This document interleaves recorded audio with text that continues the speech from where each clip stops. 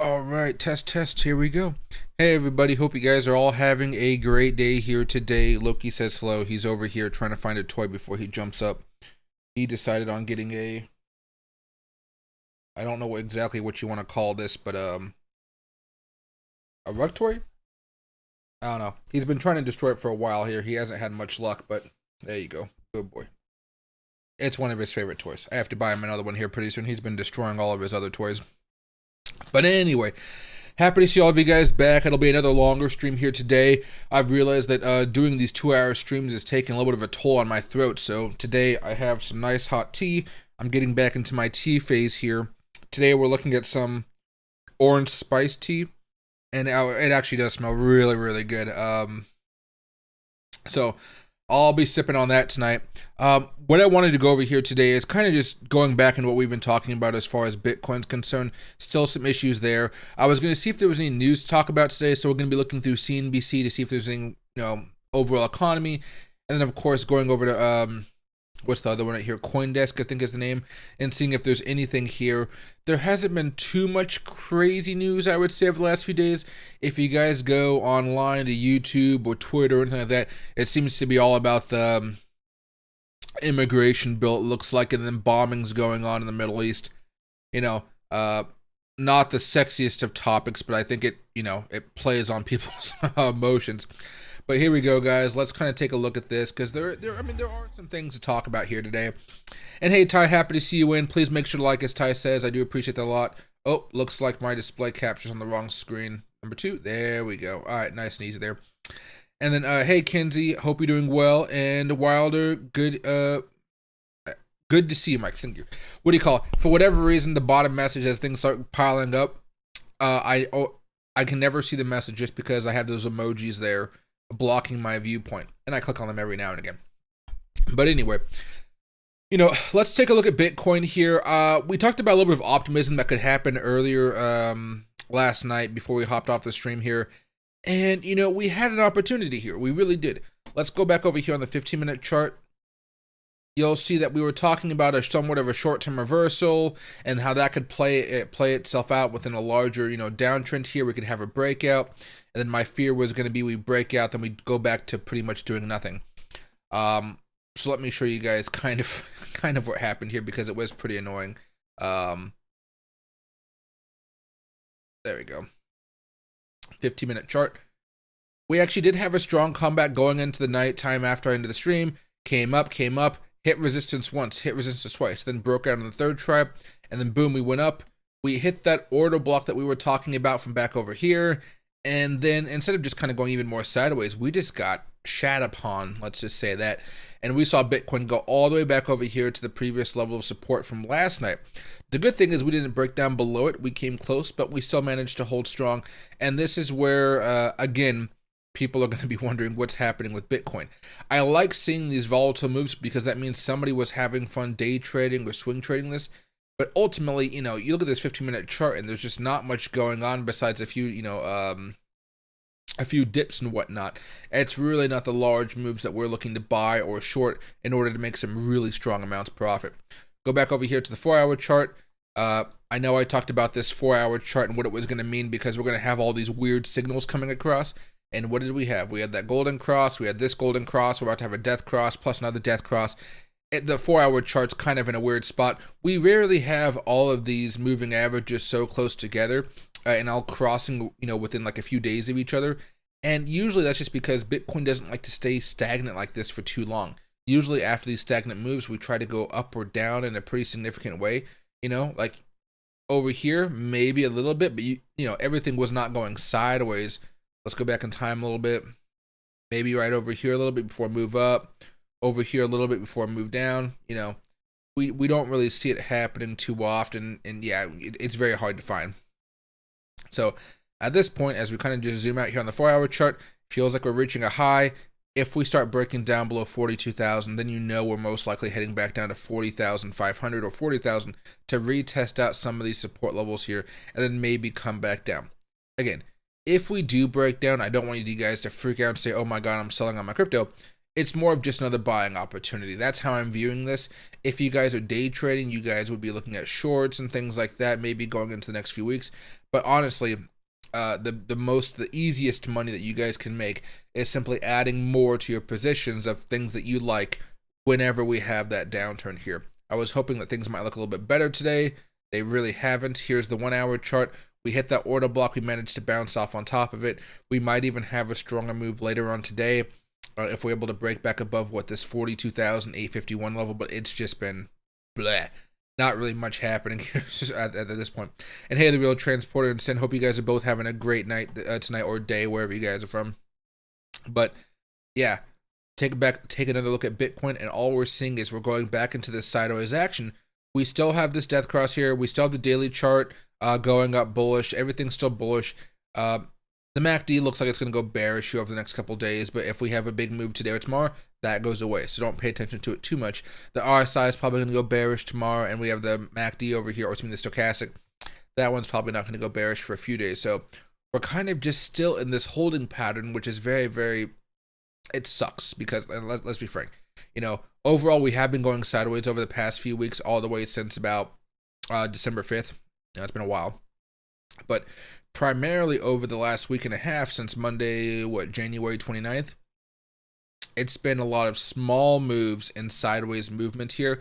We haven't broken back down below the 20-day moving average. That's good, but it's only a matter of time before we're faced to make that choice. And I would say even more importantly, we have to kind of get back above that 20-week moving average, or stay above the 20-week moving average.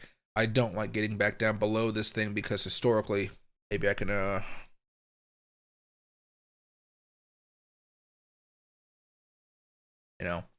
historically there's a lot of volatility when we do break down below it. Break down. Banking crisis, but we managed to do okay. Over here, small breakdown, managed to pop. I'm hoping we have something. Well, we probably won't have something like that. We'll probably have something like this where we kind of drop down a little bit, but we kind of stagnate afterwards. That's what I'm hoping for. But usually when we get started playing with this 20-week moving average, it usually is it adds some volatility that people usually will find pretty scary. I will just point out, though, if we have something similar to what we had back over here in August, and let's just go over to the 15-minute chart, it'll take a second. Bear with me to kind of get back over here. There we go. It's a pretty quick and crazy crash, and then we're back, like, okay, we're at a support level, let's hold. People want to accumulate. There's no way we're going to have a major sell-off that takes us back down to 20,000 or anything crazy like that, just because, again, we have 70 days left to the halving, whatever you want to call it. We're still in good shape. It's just that the volatility around these levels obviously causes a lot of panic because, there are people who are probably buying cryptocurrency for the first time right now. There are people who, after all this time of either watching me or other YouTubers out there, they still have not gotten started on dollar cost averaging. So they might have only started dollar cost averaging maybe today, last week, last month. And so this is probably the first experience of the dollar cost averages going negative. So you may see them panic a little bit, but I don't want you guys to panic if we start to move down here. Eventually, if we do break down below that 20-week moving average, overall, I think we're still in a very good spot. It's basically just how long is it going to take for us to make this next big move and start breaking above $50,000. Right now, again, the weekly chart's kind of getting more negative. The daily chart's turning more bearish, but overall the momentum is still carrying us on a little bit. Although I guess, it's wasted potential to not have us break out here. Now that we have this move, maybe you could look for another breakout coming up tomorrow or something similar. But, we're kind of just getting squeezed here. I'm excited to see if we can break out. Probably would happen not today, but tomorrow. I'm okay with that as well. But we really just need to get above this level of resistance and start getting back up to 44,000. If we do that, we should be cleared all the way back up here to like 45, 46.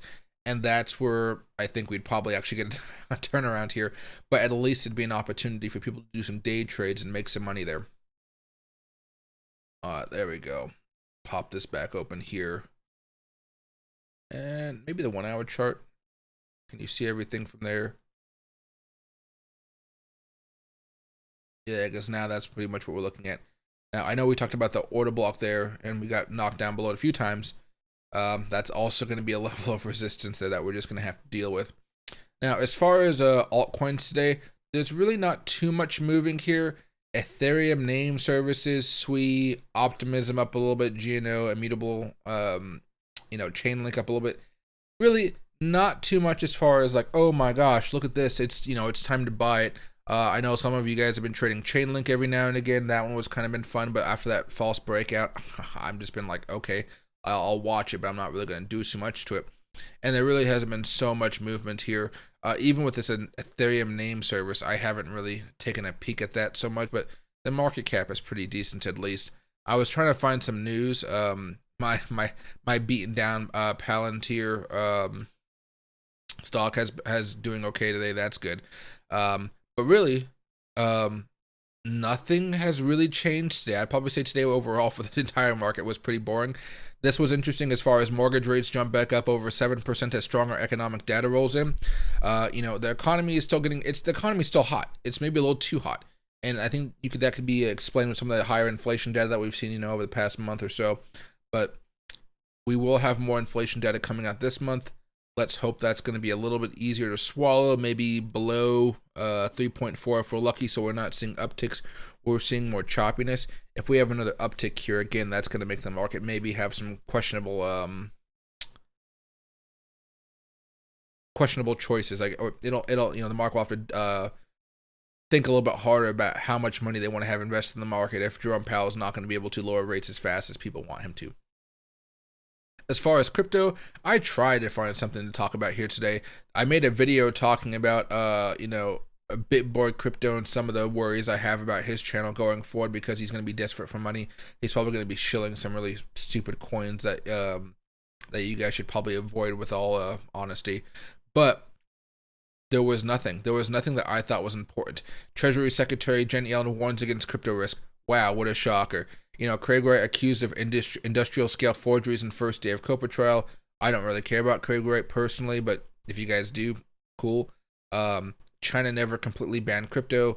There's not much news going on at this point in the day. So a lot of today will basically be me saying, hey, if you guys have any questions, want to talk about anything crypto related, economic related, whatever, feel free to ask, because it's a day where all we're doing is pretty much going sideways. And you're seeing Bitcoin trying to make these moves higher, but definitely there's just some levels of resistance that's going to take maybe another day or something. Go back over here to the 4-hour chart.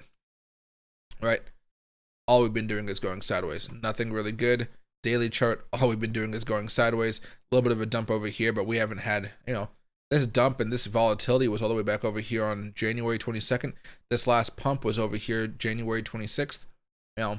Last week or so, not much here. But at least you might be looking for a little bit of volatility, bringing us back up around 43,200.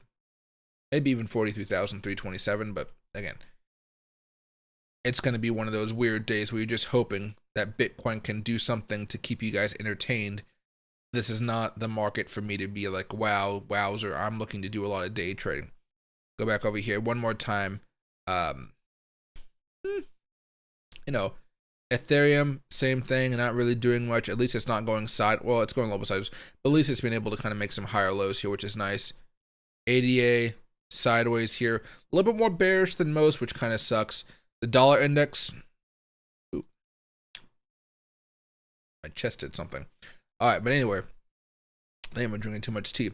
But basically, the dollar index is breaking out right now on the daily chart. That's not a good sign. I thought a few days ago when we had this breakdown right here, I was like, oh, okay, maybe we'll actually consolidate. That'll be good for the market. All of a sudden, the dollar index is getting stronger and stronger and stronger. And you see the breakout above the 20-week moving average here. That's not something I want to see right now. I'm definitely looking for us to go higher, which probably means the market's not going to like it. But hopefully, if we're lucky, we're not going to be breaking above this resistance level up here around 107. But I am surprised the dollar index decided to make another turn here after having a few volatile days. This is the 4-hour chart. You'll see the volatility as data kind of rolled in through each day. And now all of a sudden, whoosh, we're coming back up here. This is Friday, 4 a.m. So, we've still been coming up quite a bit. Very surprising to me that the dollar index has been doing that. Well, in this manner, I guess. Dogecoin support, AMP support, Ape token support, Arbitrum, almost at support, looking at a death cross, ASX support, Ooh, ASX looks like it wants to flush here. That's not good. BNB trying to hold the 50-day moving average support. Bitcoin Cash at a support level, but not at the larger support level right here of 219. Bonk. Support. Chili's. Chili's is actually doing okay. It has a support level all the way back down here, kind of around like 0.091. Not bad, almost a penny drop, but you know, there's a smaller support right there, but it's not the strongest thing here. Something is buzzing in my pocket. Sounds to be like my phone. Nothing crazy. Okay. Somebody started a live video on Instagram. Cool. I don't use Instagram all too much myself. Okay, but I mean that really seems to be the deal here. There's not much going on. I'm looking at the right hand side of my screen. You can see there's a lot of green over there, but it's like 0.5%, 0.25%. Loom is up a little bit. I mean, it's up 3-4%, but you know, you look at what's been happening over the past few days, it's definitely been falling down quite a bit. But in reality, these are the tokens that I'm dollar cost averaging to, a few bucks here, a few bucks there, and I'll see where they go. You know, honestly, I'll see where they go. It's going to be a while before I go heavy in anything here because everything in my mind is too expensive, but you know, we'll see what can manage to hold support levels or if anything's going to fall. Right now, everything really hinges on Bitcoin because,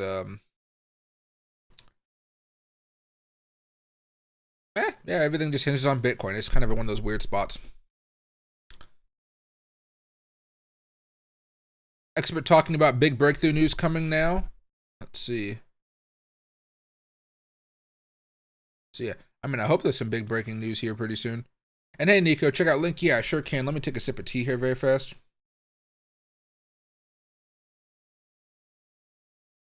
Okay, good. So I just brewed this tea before I came downstairs, and you know, I have the boiling water in it. So sometimes I just drink it too fast, and I just burn my tongue. You're talking about link. There we go. Back over here to the daily chart.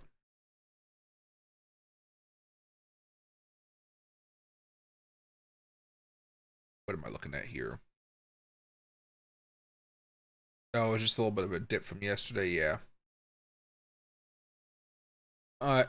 So right now you're kind of in the second week of the chain link breakout, so to speak. We did break out last week, and we were trying to go a little bit higher here.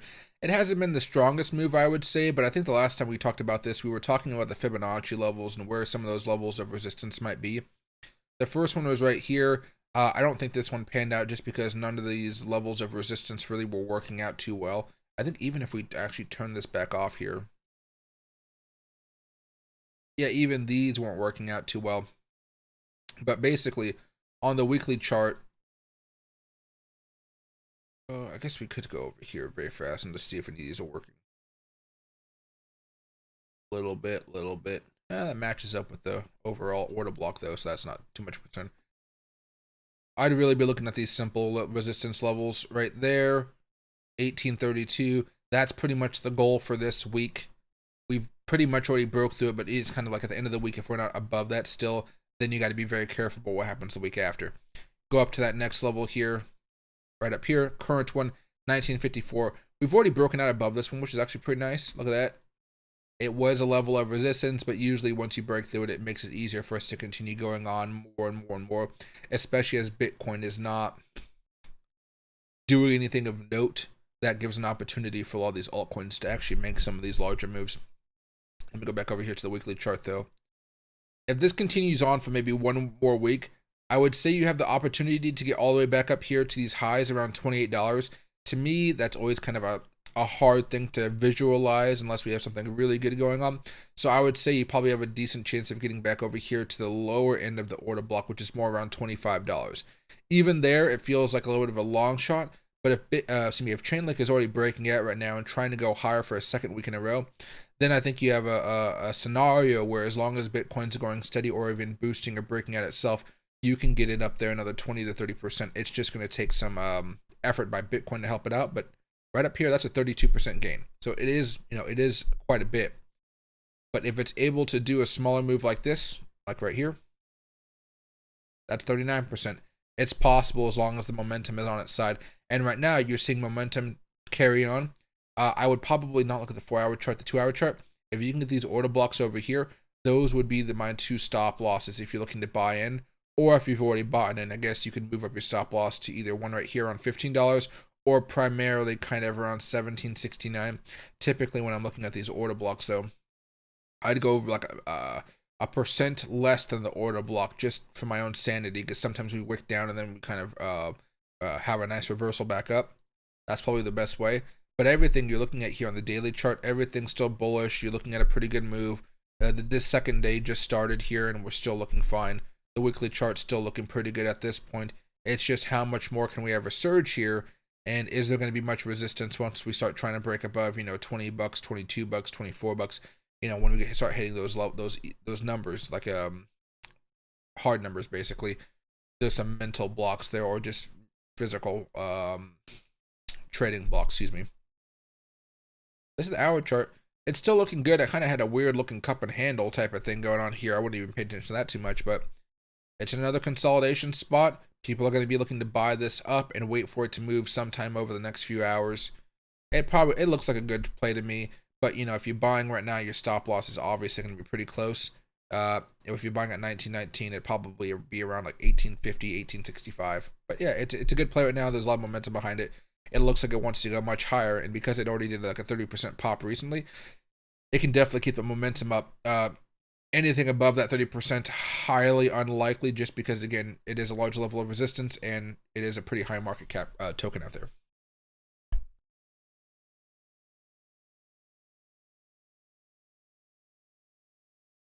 Ethereum altcoin season coming in March or soon, April? No, it's not going to be here for a while. In order to have an altcoin season, you have to have Bitcoin going parabolic. Bitcoin is not doing anything parabolic right now. Which the environment in which you're going to see Bitcoin really go higher is a few things that you're going to need to see happen. The first one is we're going to have to be after the halving here. Bitcoin usually goes parabolic after this time frame. Right? After that, you're looking pretty good. Now, on top of that, it'd be much more beneficial for Bitcoin if... Let me go over here to the weekly chart. It'd be much more beneficial for Bitcoin if we saw that rates were kind of a little bit lower, the dollar index was a little bit lower. You don't have to necessarily worry about the trend of which Bitcoin is going, because, back over here, this was COVID, this was a lot of other stuff. But basically over here, 2020, 2021, stuff like that, the market was going down or pretty low. It was a good time for Bitcoin holders because you want to be, it's a more of a risk-on environment and you want rates to be lower, yada, yada, yada. In order for that to happen, we really just need inflation to come back down. Once inflation coming under control is going to be such a huge thing for Bitcoin, because if we have a good economy while inflation comes down, that's a big caveat there. But anyway, if we're able to have inflation come down in a meaningful way, like below 3% for an extended period of time, that gives a lot more cover for Jerome Powell to start lowering rates. At this point, inflation has not been coming down as nicely as we want it to be. It came down a lot last year because it went up so much, like so crazy the year before, right? That's why it came down so fast. Now, Jerome Powell doesn't want to be Volcker or whatever the guy's name is, who started lowering rates too early, and then inflation had a resurgence and it messed up everything. Nobody wants that to happen. So,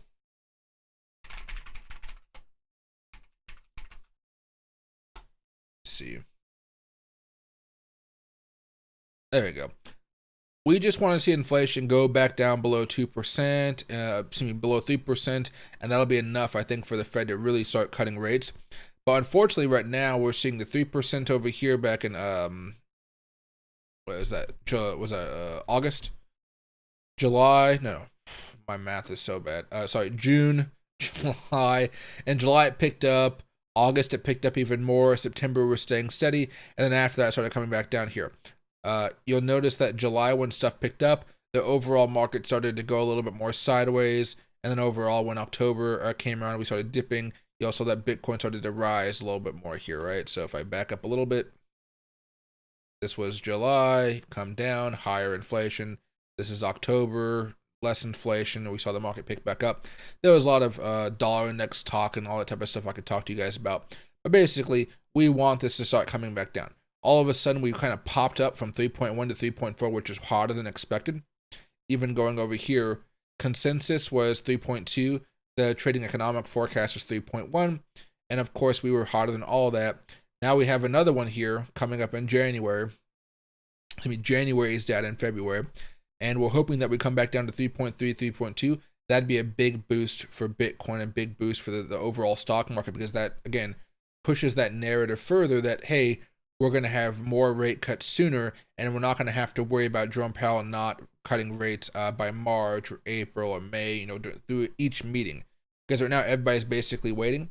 And even with Jerome Powell being a little bit more pessimistic, a little bit more hawkish, whatever you want to call it, the overall stock market, Dow Jones, it's come down a little bit, but it still had a really great week last week despite all that.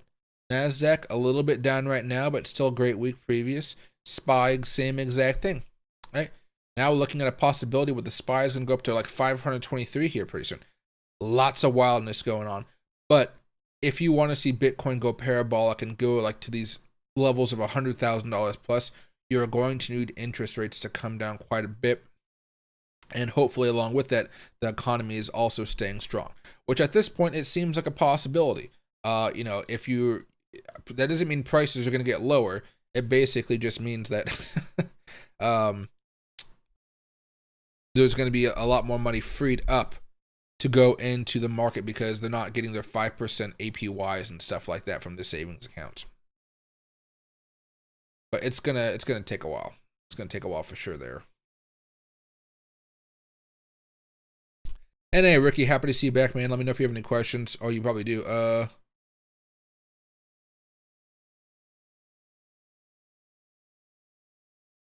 Wish if you had a crystal ball in your hand occasionally. Oh my God, I wish. I mean, sometimes I just wish I can go back to being a kid and like know everything I know now. My entire life would be so different, right? We all have those types of thoughts every now and again. But yeah, I'd be loading up on Bitcoin when it first came out. I would be hoarding mass amounts of it in multiple wallets, leaving America so they could never take my no tax on it, stuff like that. I'd be doing a whole bunch of crazy stuff. How come you don't want to buy a home instead of apartment in Panama?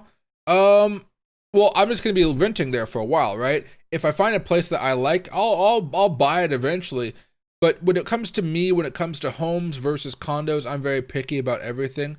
When it comes to homes in Panama, I'd probably want something more of an estate and not so much of a condo downtown. But if I wanted to get a condo downtown that was going to be worth a lot of money, typically the way I would do it is I would work with the developers from the ground up, and I would give them a portion of the money up front, saying, "Hey, I want my building or my layout done like this.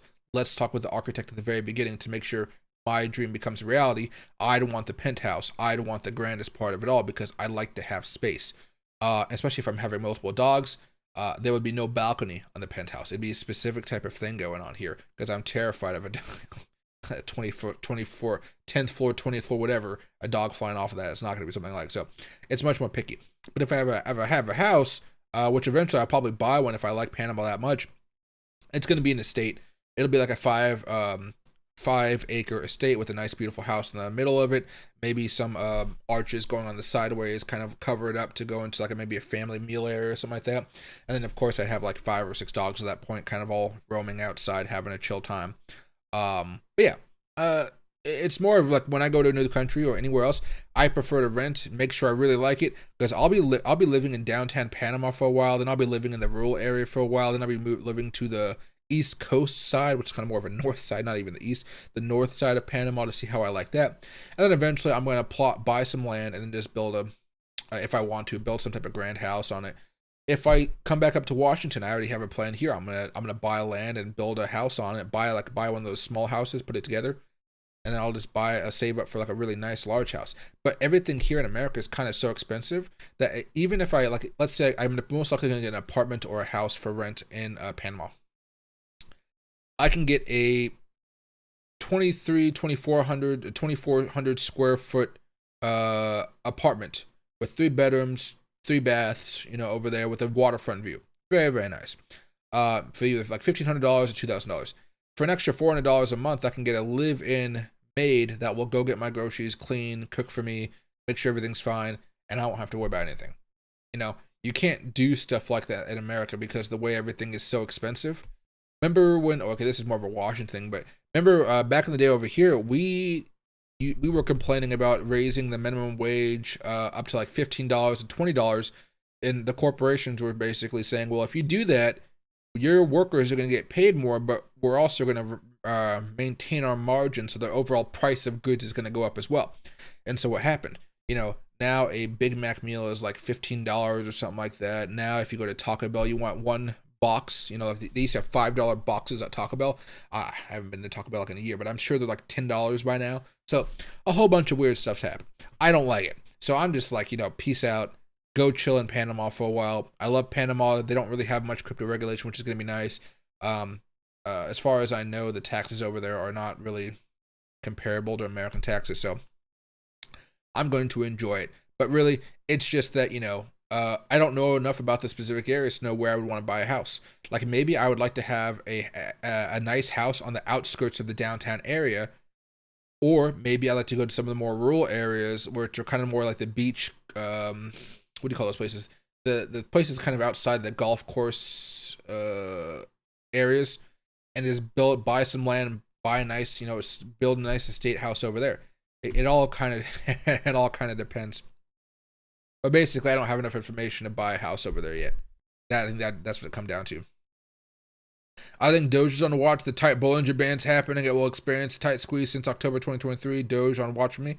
I mean, I'm watching Dogecoin, but it's pretty much been going sideways, not doing too much here. You're basically hoping that more and more news starts coming out from Elon on X about it, and you see more and more news about the payment systems coming out. I think that's where Dogecoin's going to shine. It'll take some time, of course, but again, Dogecoin's one of those tokens right now, as far as I'm concerned. You hold it, it'll pop. That pop will make you a lot of money, but it's going to be something more of a sudden pop and not something where it gradually goes back up. Because I think I speak for a lot of people out there. We've been waiting for Dogecoin to have this gradual move up, and it just hasn't really been doing it. It's had a couple spikes, but then it comes all the way back down. Spikes come all the way back down, and then maybe a little bit of a trickle, and they come back down. So I'm holding Dogecoin. I do agree that it will go high eventually, but it's just like, how long is it going to take? Because everything right now is kind of in a different mood here. Let's go over here to the 4-hour chart just so we can see what Bitcoin's doing, because again, Bitcoin is so sideways that there's not much excitement here. Is Chili's near a buy zone? Thanks. Yeah, I think Chili's is near a buy zone. It's a smaller one though. So you can see right here, relative, this is a buy zone right here. If you don't think Bitcoin's going to break down, you're probably going to see this start running back up here towards 10 cents or, well, those are 10 cents. 0.10388 on the bottom end. At the high end over here, 0.10608. So kind of in the 10.5 cent range, if you will. It can make you some profit here. That's not the problem. It's basically you just have to have your stop loss set down here around 0.097. And then from there, you're either going to see it and have a nice rebound, nice little pop here, or you're going to see it have something of a breakdown and start coming back down here to maybe, probably 9.5 cents, maybe a little bit lower than that. But for now, I think 9.5 cents is a decent target.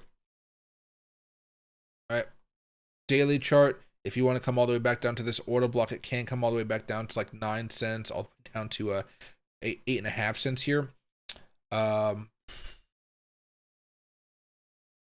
It's not looking the best, I would say, just because of what you're looking at on the daily chart here, breaking down below the 20-day moving average. But, it's just what we're talking about is a dip in the grander scheme where we start to go higher and higher and higher. So, you're in a short-term buying zone, even if it were to fall down a little bit later. But if you're talking about like a day trade, it's there, but you better keep that tight stop loss here just to make sure you're not losing out on any money. That stop loss, again, is kind of like right over here, a little bit less than 10 cents. We're hitting an order block right now. If you wanted to buy, you might even wait to see if it gets rejected. Comes back down to this middle range, and then from there, you can try to dollar cost average in, or just buy in here and wait for another retest on the upside. Again, especially if Bitcoin itself tries to make a breakout here, you should be in a good spot with Chili's. There you go. Right now on the 4-hour chart, Bitcoin is just bearish, bearish, bearish. But man, we just need to get something going on here. I'm thinking interest rates cut on May. I think that's realistic. If the economy is showing some weakness or something to help us out here, I think it's even possible. Even in April, really. But Jerome Powell, again, going back to that inflation rate, he just doesn't want it to be back over here in the 30s, 40s, you know. He doesn't, well, I would say in more recent memory, which is what people are thinking about. He doesn't want it to happen over what happened over here in the 70s, 80s. He doesn't want that spike right here. Let me zoom in for you guys. This is already zoomed at 250%. But he doesn't want this initial spike. We already had that spike. We're down here where we're kind of chilling. He doesn't want to see it spike back again and then him have to come back and fix it. And his job is kind of tough because, as you guys might imagine, his job is only easier when America is not spending a bunch of money. America is spending a lot of money, and we're not going to stop spending a lot of money. So the deficit continues to grow.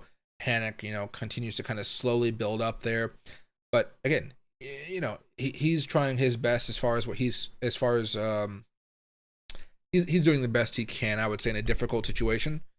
It's just that he messed up so much in the beginning that he's dealing with those consequences now. And I think despite him making a lot of mistakes at the beginning, he's doing an okay job right now. Not a great job, but an okay job. In the beginning, remember, transitory. It wasn't transitory. So, you know, there's issues there.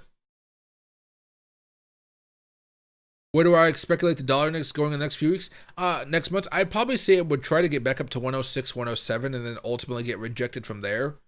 So, you know, we're going to need to see inflation data come back down. But that level of resistance that's right here, that right there is around 107.28. All right. I'm hoping, you know, you can see we're getting this little trend line right there of support. We don't really have much of a level of resistance up here as far as a trend line just yet. You might think of something more like that, perhaps. But honestly,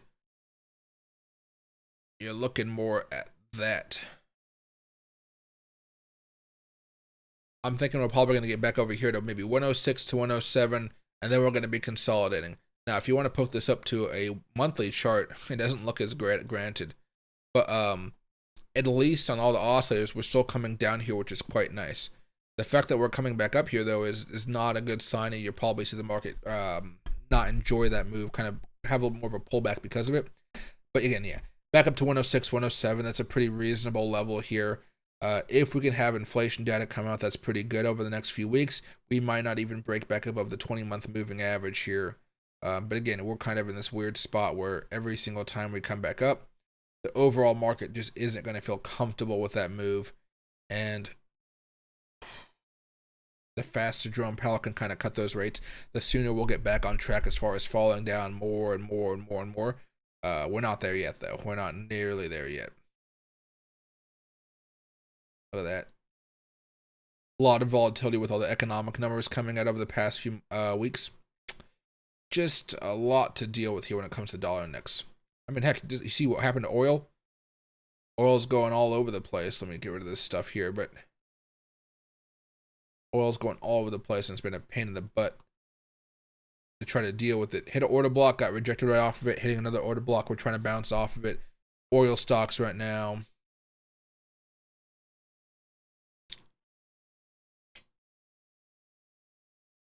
Where are we at? This is weekly charts here. Coming down week after week after week. That's PNC, that's not oil. ZOM.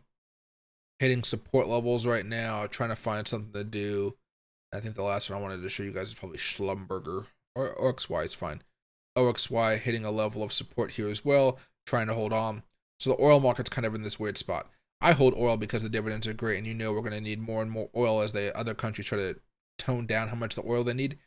You're going to need oil. Unless there's some revolutionary breakthrough or something, oil is not going to go out of fashion. It's too cheap. It's too bountiful to not use it.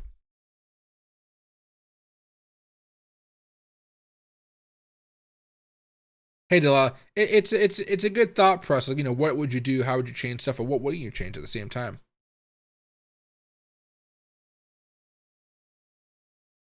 3,000% margin? Oh my God, yeah, that'd be insane. And hey, I'm very happy to see my man Loki was just here to say hello. He's doing something. I hear him running back as he heard his name. You might see him over here. Oh, he's He's getting a toy basically. You can see the wagging tail. I guess that's enough. Oh, he got this. Don't grunt at me. Yeah, but he's having a pretty chill day. We were outside for quite a bit of time. I was walking around. He was just sprinting around all over the place. He's been having this bad habit of trying to go after birds and running into the fence to try to get them. So I'm gonna tell him to stop doing that. Jay Powell wants banks to fail. I mean, Jay Powell, he just wants a sense of normalcy, I would say, but he's not gonna get it. He wants a rational government. The government's not rational these days. So, imagine if we could start paying back our national debt. Just imagine it. It's hard to imagine because how crazy politics has gone these days. So, I know, I see you. You can give head rubs. But yeah, there's just no way we're gonna get that fixed up anytime soon. Hopefully things get better, but I'm not optimistic about it, right? I think right now they're working on a border bill. Maybe that gets some traction. I think it's a border Ukraine, Israel, Taiwan bill. Maybe there's something inside that everybody likes. Maybe there's something inside that everybody hates. It could swing either way here. But Jerome Powell, he would love if there were more unemployed people. He would love if we had another banking crisis. He would enjoy that, I would expect. Now, he's not the type of person to be happy about it, but he's the type of guy that says, okay, this helps me with my goal. He's a very practical individual. But yeah, as far as I'm concerned right now, he's kind of stuck between a rock and a hard place because the market's saying, hey, cut rates now. But logically, he should not be cutting rates right now if the economy is still kind of buzzing along and inflation is not going down anymore. We haven't had a truly lower inflation rate than 3, I think, since the last summer. Last year. Yeah, we've been having higher inflation basically since June of last year. That's not good. We're pretty soon. That's what so July, August, September, October, November, December. 6 months, yeah, half a year. We haven't been able to continue that overall downtrend. That's not the best sign. This is where everybody's scared that, hey, if we don't fix this soon, we're going to start going back above 4%. That's when Jerome Powell has to say, uh-oh, do I need to have another rate hike? I don't think he's going to do that. I don't. But there's a scary moment there where that he's going to have to think about it. And let me back out here to maybe the 5-year chart, right? You can see right there, that's a whole bunch of sideways action. We're just hoping this continues and goes down. If he cuts rates too early, that's where we start ticking back up. And that's why he's saying, okay, not yet. I think he's just waiting for us to break down below 3 and he'll cut rates pretty soon. But if we don't break down below 3, that's where we start having a lot of issues. His job was made harder, and I think all of our lives are made harder based off of everything going on in the Middle East. Forget about the Israel, Hamas, Gaza stuff going on over there. Let me see if I can actually just pull this up.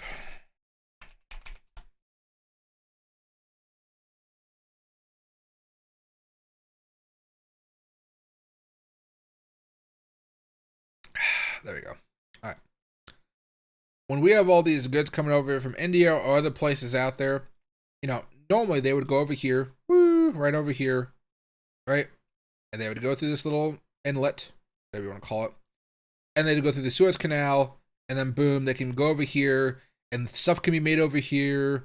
Like raw materials come through here, they get turned into something more expensive, and that stuff gets sent over here to America, or Latin America, or Africa, whatever. All right. So unfortunately, right now, a lot of this traffic right here, my God. Okay, a lot of this traffic going through here has been turned off because there's these little rebel groups all the way over here doing some rebel things, launching some missiles, and you think it's not hard to kind of hit a missile, shoot a missile from over here and hit a boat. It's pretty simple if you know where they are, especially with today's technology. Now there's all these little places, they look like slums, right? They're not the most nicest places. But they got cars. That's a plus, I guess. But anyway, a lot of this traffic is now diverted all the way below Africa, like we're freaking going through like the triangle trade back in the 1800s and whatnot, and then it gets all the way over here, and then it gets turned into something, and it turns over, gets made over here. That process is just more expensive. Imagine how much fuel you have to. Yeah, imagine the fuel to go from India, for just as an example, to go from India to here to Europe. It's a lot, but it's not crazy, you know. It's crazy to go this way. It's crazy, and that's having an impact. And Jerome Powell has to kind of understand that. And this isn't changing anytime soon, right? Because over here, there's like some bombs, some crazy stuff going on. This stuff happening in this small region is affecting everything going on all the way over here, and there's no. Let's just say the world doesn't have a leader right now that can actually fix this. I think France, Macron has been trying to do some stuff, but I don't think people take France seriously on the world stage, because, you know, they're part of the European Union. The European Union as a whole, I think, has a much stronger voice than just France. But yeah, this area is kind of crazy. But, you know, and on top of that, this isn't as extreme, but the Panama Canal over here, this is also having some issues as far as the amount of fresh water they need to do the ships and things like that. But funny enough, when I do visit Panama, my friend told me I should live somewhere over here, which looks pretty nice. There's all these like tall buildings, which looks pretty cool. He says if I want to spend big money, though, I can go to this island. I don't know if I'd actually want to live on an island like this, though. Maybe if there was a zombie apocalypse or something. But yeah, besides that, not much. This place seems kind of cool, too. But the more I look at it, the more it looks like it's upside down here, which kind of confuses me. Yeah, the way the map is done, it's like upside down. Oh, maybe because it's halfway across the world, I would say, yeah. But yeah, so there's a lot of stuff on his plate. I have some empathy for him. I feel for him. But at the same time, you know, he should not lower rates until he knows that the situation is going to be, until he knows we're like, okay, we're kind of in safe territory. But he's going to take a lot of flack for that. He's going to take a lot of flack for that, which is why I was hoping he'd raise rates even more last year so we could actually have a better time of it now. But again, you know, he was too afraid of crashing the economy. I would say crashing the economy or going into a soft or what do you call it? A medium or hard landing. Honestly, I would say that's okay if it gets prices back under control. Nothing hurts more than just not being able to like get gas to go to take your kid to school, afford groceries and stuff like that. It's just too much of a hassle. So, might as well get it over so the prices can just, you know, stop going so high. Because I would point out at the same time, energy inflation, you know, can I go over here to 5 year? Energy inflation, we're finally getting that back under control, but now, like again, we're thinking about going back into positive territory here. This is more of an oil thing with the Ukraine war, Russia war, stuff like that. Joe Biden let oil producers pump as much as they wanted to, which was great. Kind of got the prices back down. 5. Just keep doing that. We've been in negative for a minute here. We're getting close to going back to positive, though. So again, there's a lot of ifs, and maybes, and buts, you know, coming up. They need to break his way in order for him to kind of lower those rates and get Bitcoin going back up to soaring and having these nice levels that we all want to see Bitcoin go. But that might not happen until, you know, summertime, apparently. Where is it at? Food inflation. That's getting a little bit better. I like that because gas prices are getting a little bit lower. That's pretty nice to see. Anything else as far as inflation that we could talk about? I think even rent inflation was coming down if I could find it. Yeah, rent inflation was coming down. See? So we're seeing it, right? We're seeing it start to take place. It's only a matter of time. It's just you can't do it too early or everything really starts to falter. But again, rent inflation is still at 6%. So, you know, it's still pretty high. That's not going to be fixed anytime soon, but it can get better. Maybe we can get down to 3% inflation, 4% inflation. Still better than 6% year over year. And hey, Shannon, happy to see you back. Loki says hello. He's right here. Loki, I can't say hi to him because all he wants to do is share a toy, and he wants me to throw it to you or throw it to him. Oh, come here. Yeah. Oh. There he goes. He found it. But yeah, happy to see you back, Shannon. Rate hike versus devalue USD. Well, we're gonna have to devalue the dollar anyway, though. It's just a matter of time. What's the here? Let me find that video I had for you guys. Give me a second here.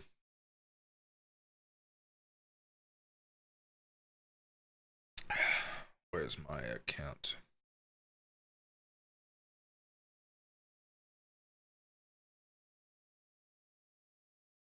Blah, blah, blah. Oh, I can't do it.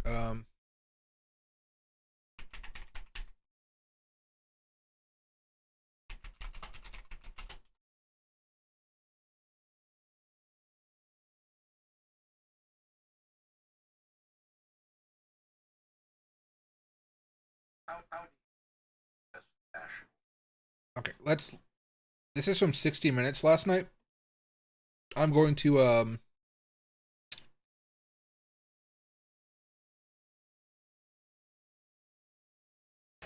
what's the best way to do this?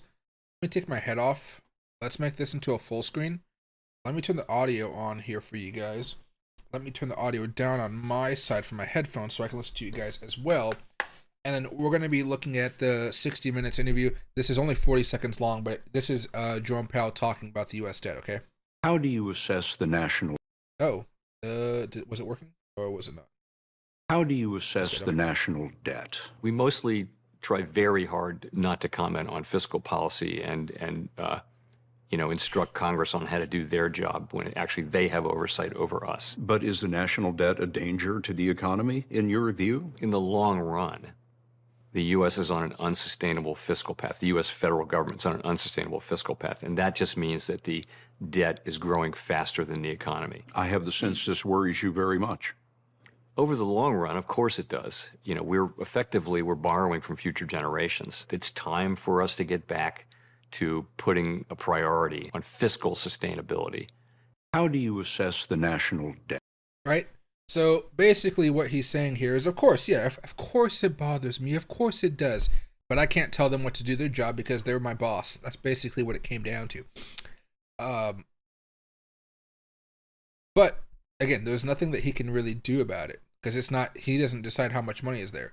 There's also another video I might be able to find here. If I can find it.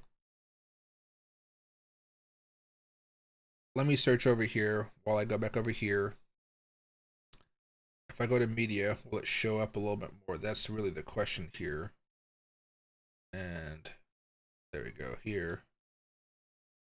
Oh, I broke X. It's money, Fed.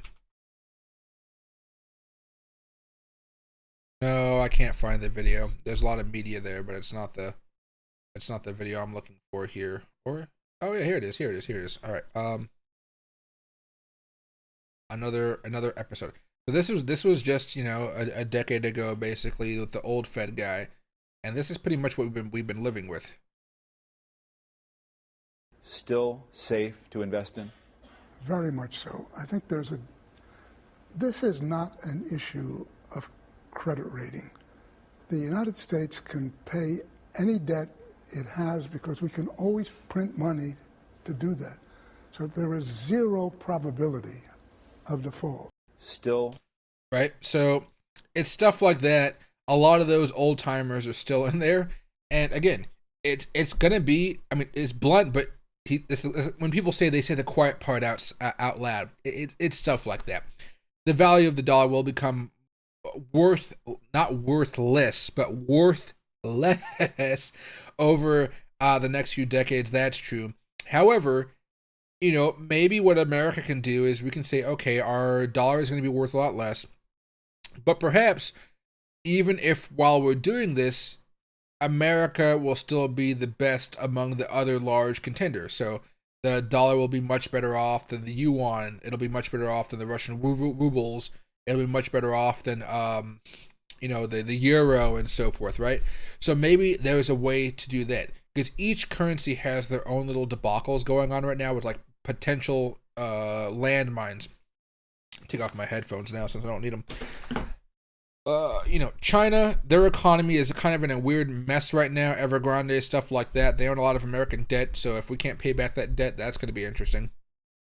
On top of that, Russia, they're doing some interesting stuff, kind of going back to their gold standard and things like that. We'll see how that works out. But eventually, America's going to have to go back to some type of standard. That aside, China has some issues. Russia's going through some shit right now, as you guys all imagine. They're all going through some stuff. Europe, they're still in this position where they could lose members, right? Lose members, and potentially those members may try to make their own currencies. That's going to be an issue all amongst themselves, and maybe, just maybe, they won't only be using euros and dollars. They might start using other currencies out there. Like BRICS is trying to do their own little thing here. It's a while away. The threat of BRICS isn't so much the currency as economic powers coming together to share their power, to try to get some more leverage in worldwide politics. It's kind of another type of global alliance, if you will. America, though, we just can't stop spending. We really can't stop spending. And I don't know what that means down the road. It kind of means that eventually there is going to be a depression-like type of event where there are people who have money, those who don't have money, but the social services sector is no longer going to be allowed to pay for all that stuff, because America is, and most of the countries, are going to be definitely spending a large part of their revenue on war and, more state-like affairs and not so much the public good affairs.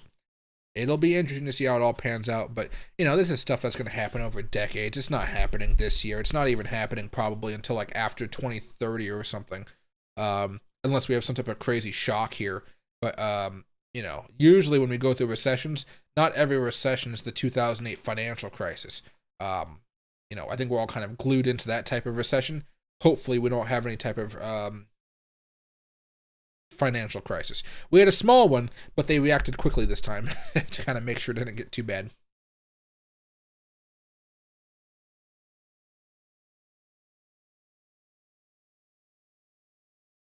Do I have a Rumble account?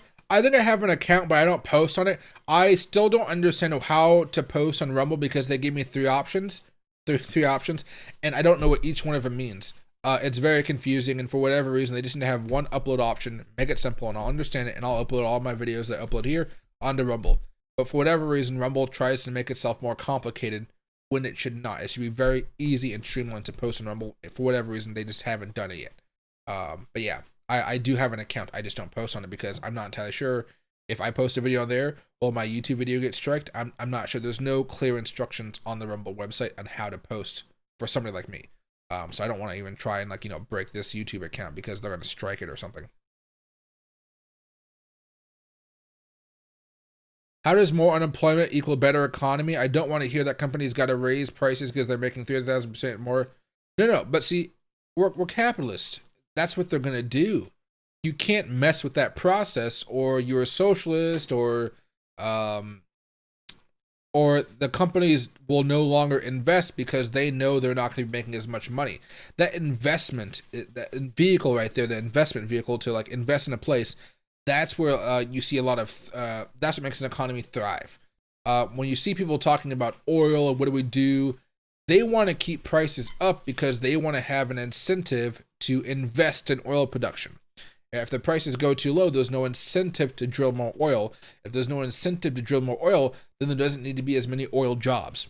It's that incentive. That's why you see cities all the time, like Seattle does it, Austin, Texas does it, Tallahassee, Florida, Miami, Florida, Orange County, all the cities, Los Angeles. They do incentives to make it cheaper for people to build or bring jobs into their city. Those incentives really, really matter.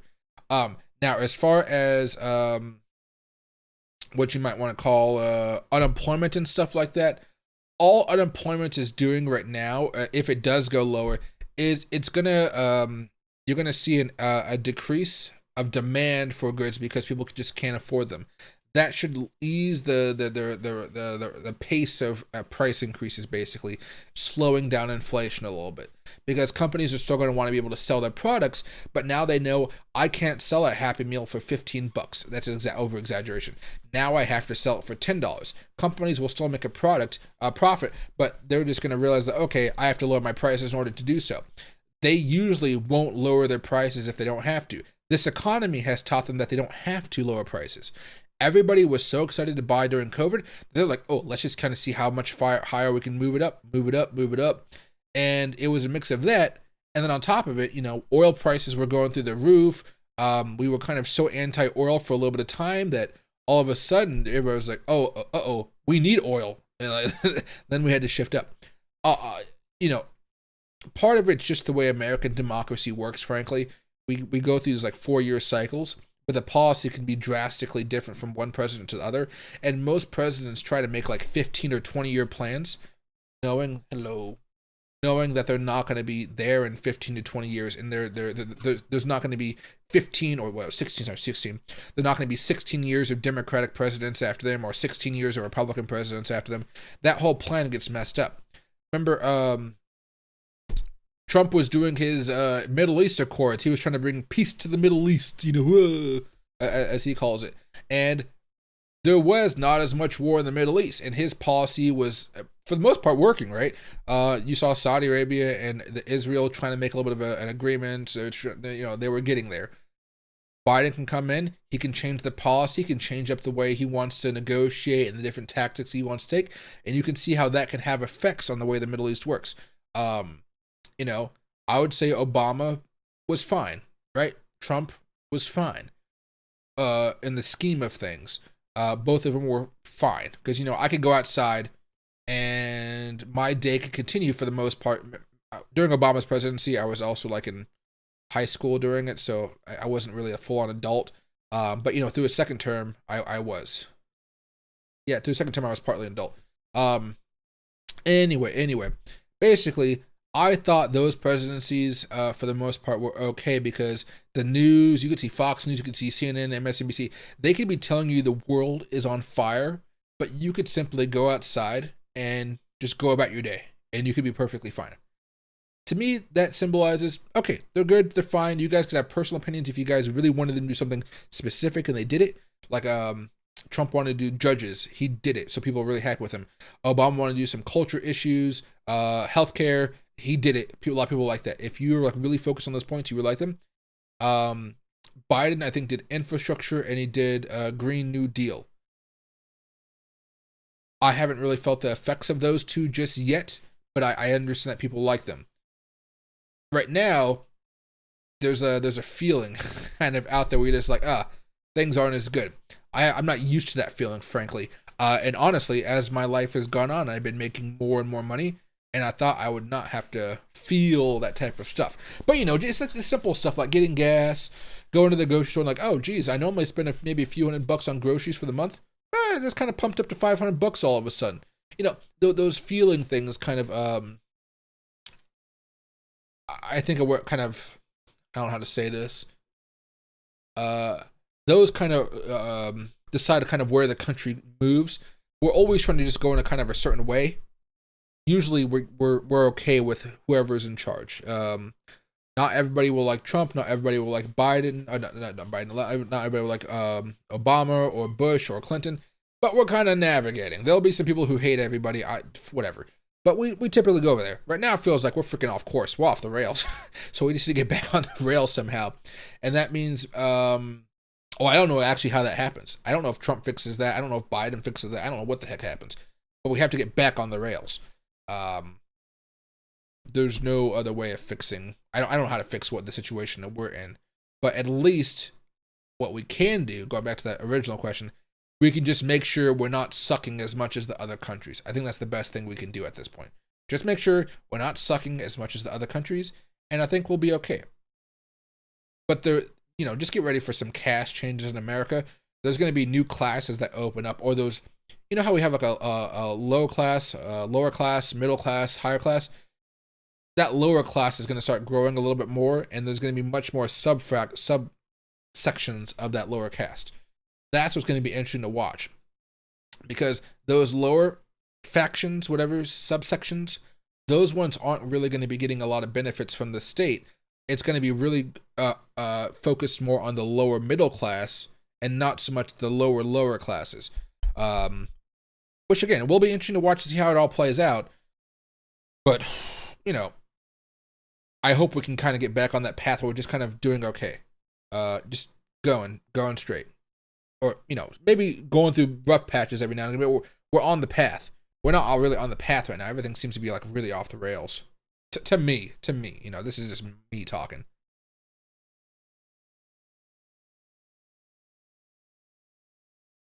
That's why they're trying to make another channel. I forget exactly where, though, it would circumvent the Suez Canal issue. I mean, I'd be very happy if they found a way to get around the Suez Canal. I just don't see how many options they have over there. Because you're not going to be going through the Middle East or anything like that.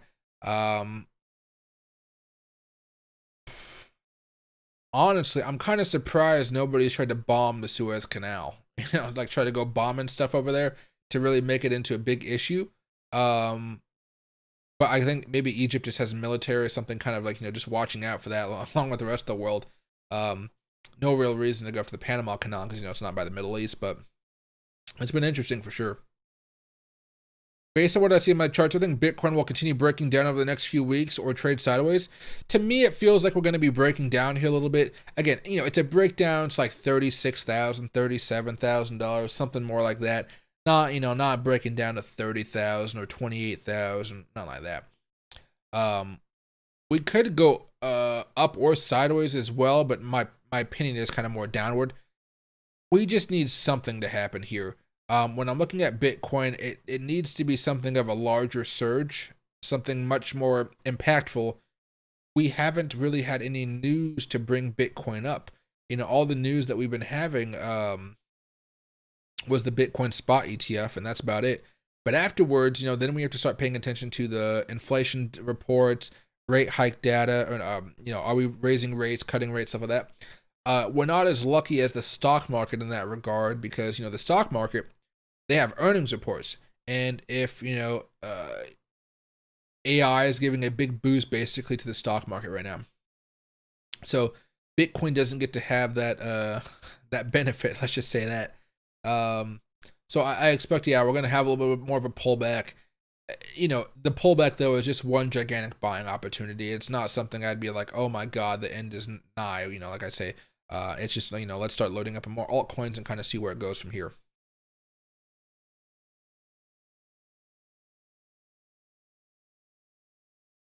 I have an answer to the chaos debase the dollar, governments lose control. Simple. I mean, I don't know how much control America would really lose. America, we have, you know, constitutional rights, Bill of Rights, and stuff like that. But over time, you know, I don't think America would necessarily go into a full-blown civil war where there's all this chaos and, you know, massive armies going back and forth. I think it'd be something more simple where you see an erosion of federal power and states taking more and more power for themselves because the government just doesn't know how to act. And there are certain states that would do well with that and maybe some that wouldn't. East Coast states, I'm not entirely sure how they would handle it because East Coast states, they tend to be a lot smaller. You got some of the South that are a little bit larger, of course, but, you know, like a state like Delaware or Connecticut or something like that, it's a little bit more difficult. But you know, on the West Coast, I mean, the West Coast only has 3 states. The whole West Coast. It's Washington, Oregon, California. That's it. You know, the way our economies work and stuff like that, we're pretty fine. But I do think you would see an erosion of federal power if things got bad. You know, we'll see if they get that bad. And then after that, you know, what's the matter with you? You're so excited today? Yeah, you must be really excited. You know, you might see, imagine Trump who's more populist. Imagine having a more populist governor who's not so much pro-America, but pro-Wisconsin, pro-Idaho, pro-Washington, pro-Florida. You get what I'm saying? and then we start picking fights with other states that are next to us. That type of stuff is more likely. But you know, I don't think it's all too likely to happen anytime soon. As long as America can just be like the best out of a whole bunch of other options, usually we'll kind of slide on by. Heck, you know, if things get really bad, we'll probably just invade Canada for all their minerals and materials, and open up all the housing opportunities over there, start building houses en masse, and we'll be okay. But you know, will Canada fight back? Who knows? That's the big question. And hey, here, I'm happy to see you back, man. Bitcoin is the answer? Well, yeah, but remember, you know, there's going to be a day where Bitcoin reaches $1 million or something like this. Why are you so feisty right now? He is active and ready to play. The way that Bitcoin gets to $1 million, okay. The way Bitcoin gets to $1 million basically is not going to be with the prices we have now. You know, you're going to have to see the value of the dollar go down quite a bit, and that's where Bitcoin really starts to go parabolic. You're going to see the stock market go parabolic at the same time. I think if you guys have ever watched, well, probably not something you watch, but if you guys have ever read books on economics or different theories out there, will you stop doing that? He's trying to put a ball in my hand so I can throw it, but I accidentally knocked it out of his mouth by accident. But you know, there are these things called reverse market crashes. So when currencies crash, it's messing with the other side of the equation. So normally we just hold dollars and we exchange them for stocks like a Lowe's or a Target or an Apple, Amazon, right? And so we're bidding it up against the dollar. And so as stocks go up, they're worth more dollars. But if the dollars become worth less and less and less, the value of the stock against the dollar is going to be going up and up and up and up. So even though things are looking really bad, the stock prices are going to be going up more and more and more. We're seeing a teeny bit of that right now, but honestly, I would say it's so insignificant you probably shouldn't really draw too much attention to it. What's happening right now is a big AI revolution in the stock market. And I mean, I enjoy it. You know, if you own stocks, you're probably pretty happy right now. But, you know, I've been scaling out of stocks for a while now. And I've bought into a few, don't get me wrong, you know, like when in 2022 when everything was falling apart, I bought I put a lot of money into the stock market. A lot.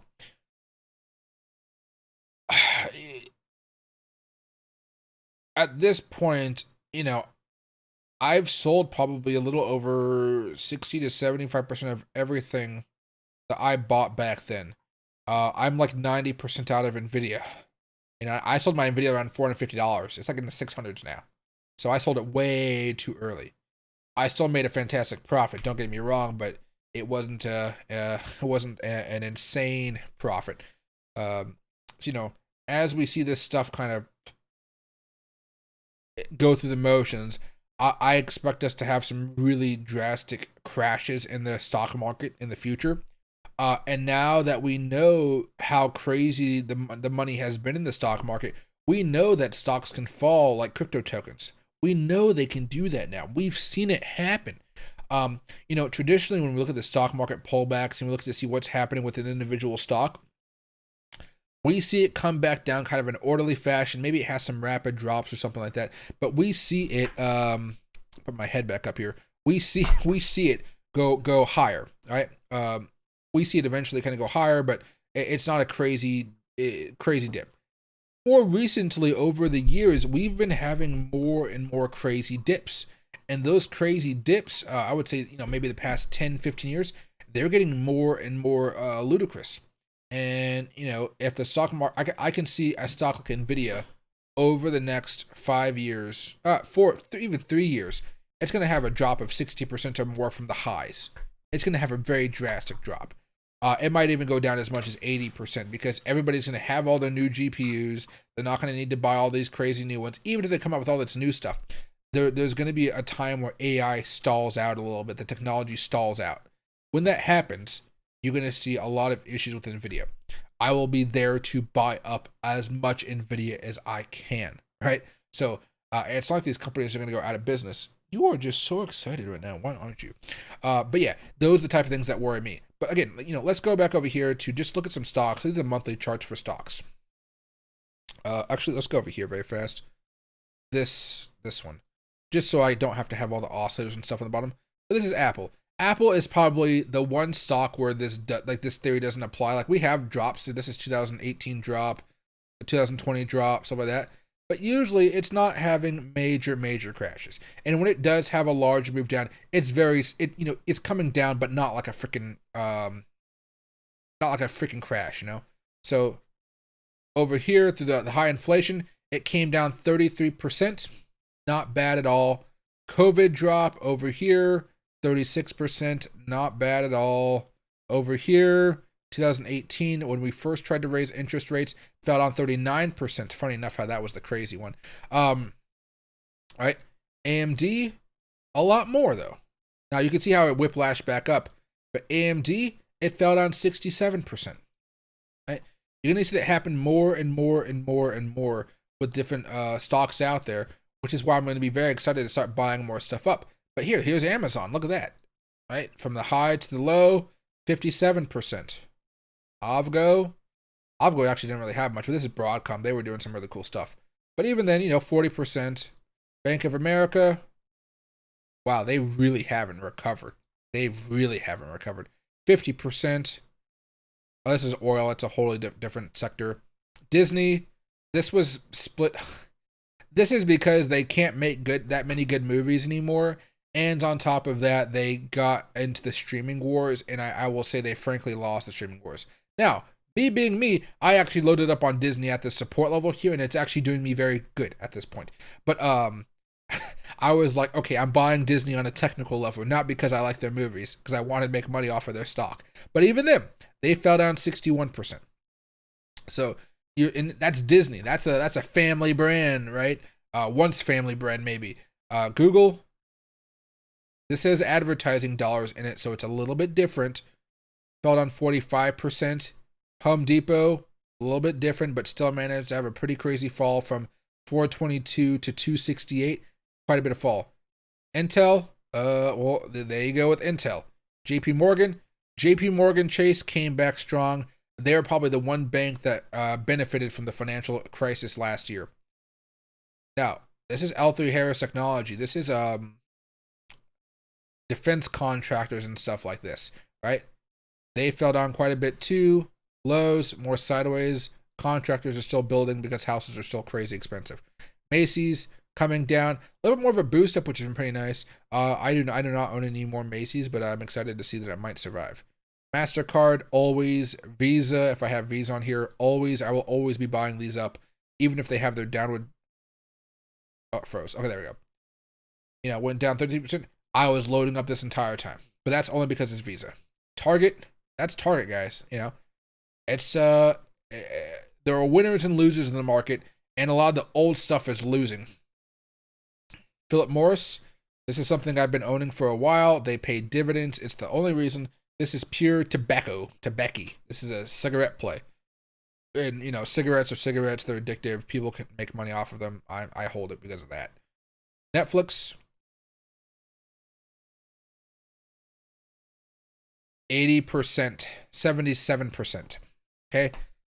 If it did it once, there's no reason Netflix can't do it again, especially since they keep raising prices. They're not content. When people have an option to get something better than Netflix, which will come around sooner than you might think, Netflix will crumble back down. Like, absolute insanity. Like, let me go over here very fast, FinViz. And then, and now Forex. I'm here, dude. Loki's like really needy right now. He's like, dude, he just wants to get rubbed. He wants scratches. Okay, there you go.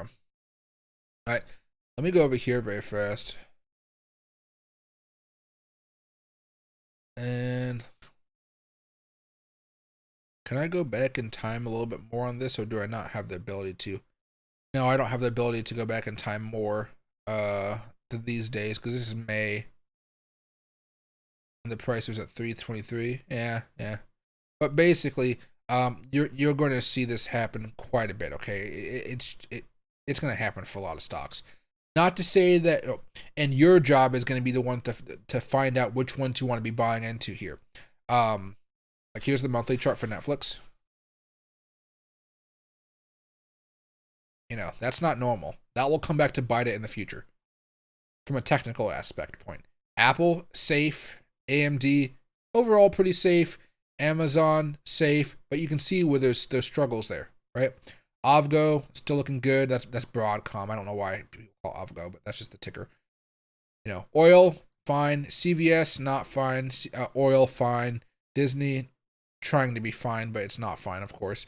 Devon Energy, I mean, falling off a freaking cliff right now. Google, you know, huge double top maybe. Lots of opportunities there, but it's just that, bro, you are really needy. Yeah, okay? You just have a full belly or something? Alright, there we go. There we are, okay. But yeah. Pet. Okay. He's wagging his tail like crazy. He's just having a good day. We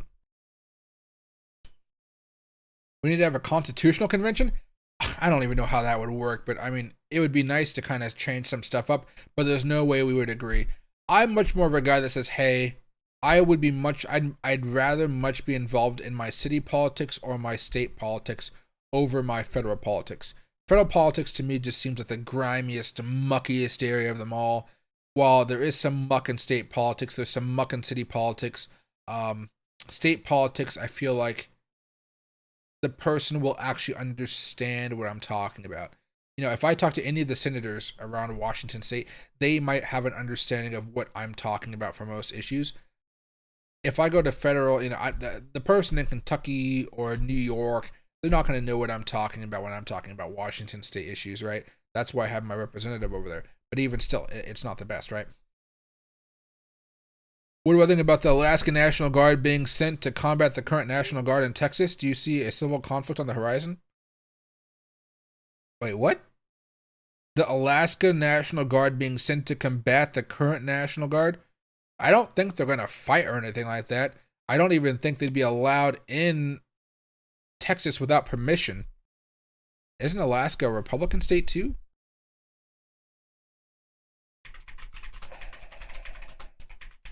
Let me see if I can find a story. Okay, so this is probably what you're talking about right here. Alaska Dispatch News. So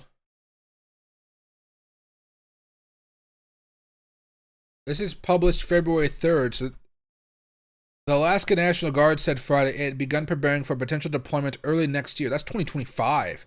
That's after the presidential election. Biden might not even be in there. In support of the federal government's U.S. Mexico border control effects. Okay. Helicopters. Okay. Yeah, early 2025. That's a long ways away. The units would help provide aviation to support the U.S. Customs Border and Protection, said Alaska National spokesperson. Okay. So it could be sent to any of the 4 states along the border, including Texas and Arizona.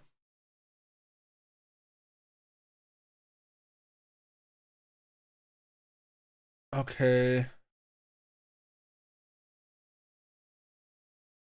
The federal government would pay for it.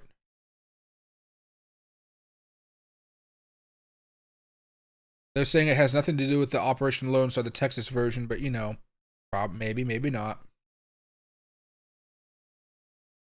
There's no plans for them to help out the Texas people right now.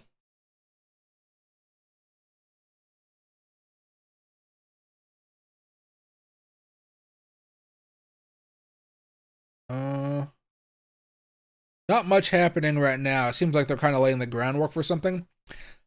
Honestly, I just think it would be stupid. You have to get tough on the border, and you have to get tough on the border in a way that is not going to be very humanitarian friendly, right?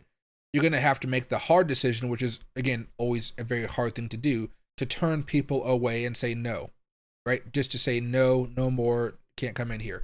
I don't know if this current law does it, but if it does do that, you know, they should be able to do that. But they're going to have to get more forceful, get more barriers up in place, more dangerous barriers in place, frankly.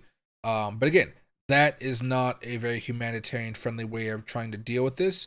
I think who's in charge of the border right now? There's like Mayorkas, who's the DHS secretary, and then Kamala Harris is in charge of the border. I think Biden put her in charge of the border to kind of get it situated. And what she's been trying to do, and I think the Democratic position, which is an admirable one, I would say, it's not a realistic one, is they've been trying to fix the problems in Latin American countries so people don't feel incentivized to leave Latin America to come up to America.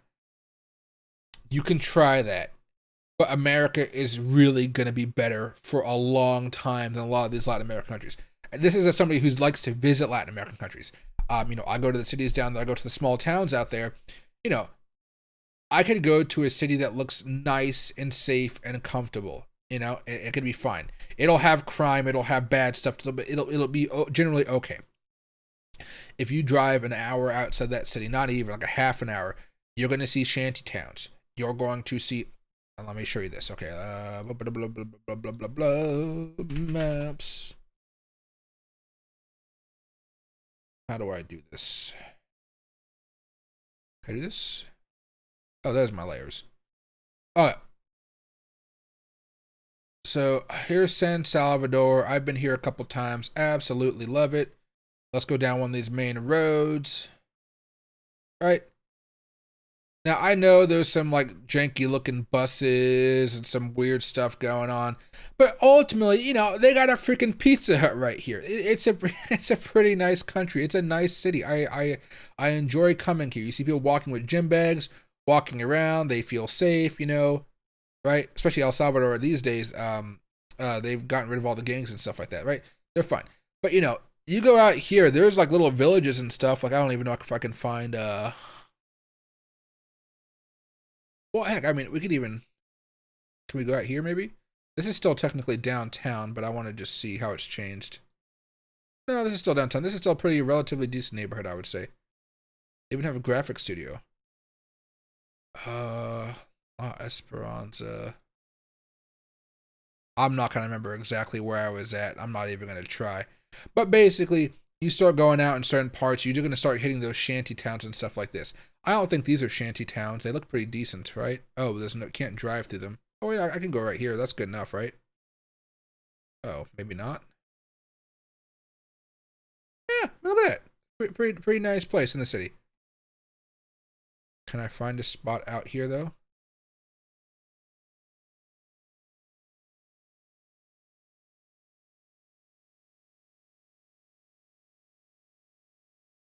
Well, a little bit outside the city, not bad. I can't actually find the pictures out here, so it's maybe going to be a little bit more difficult. But I see these houses. These houses are pretty close together. They don't actually look bad. There's pools there. It's changed a lot since I've been there. Even over here. Or are these? No, these aren't shanty towns, though. Oh, okay. Maybe yeah, maybe a little bit out here. But there's a vast change. I wish I could show you a different picture, but I don't think these cars would probably be going there.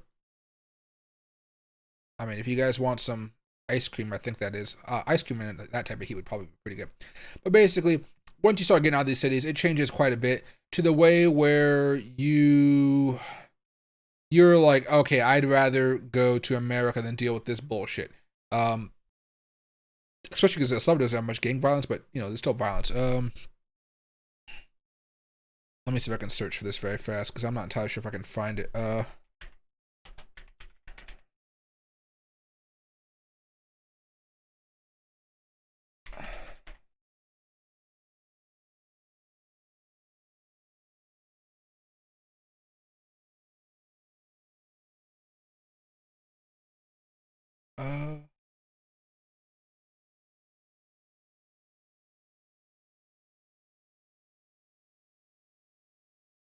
I cannot really tell. Okay, well, let me. All right. La Esperanza, El Salvador. I'm not going to be looking on maps. I'm just going to be looking on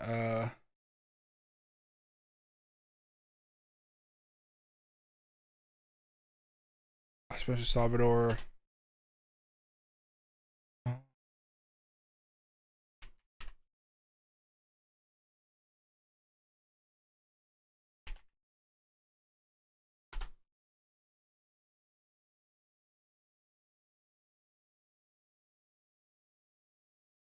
Let me see if I can find this here.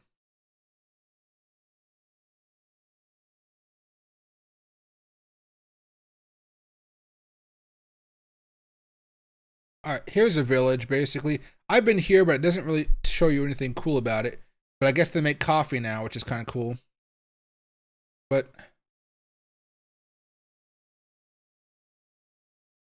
no, they don't show anything. A9.6 El Salvador. I guess they make coffee now. Proud Mary Coffee USA. Well, basically, it's a shanty town, but I guess they're not going to show any of that because they don't want you to think that they're exploiting Latin Americans for coffee, coffee beans. Anyway, there's no way to fix that. Let's just be honest. There's no way to fix a lot of these Latin American countries. It's something that they have to do themselves, and fair enough, But our money is not going to help the situation that much at all.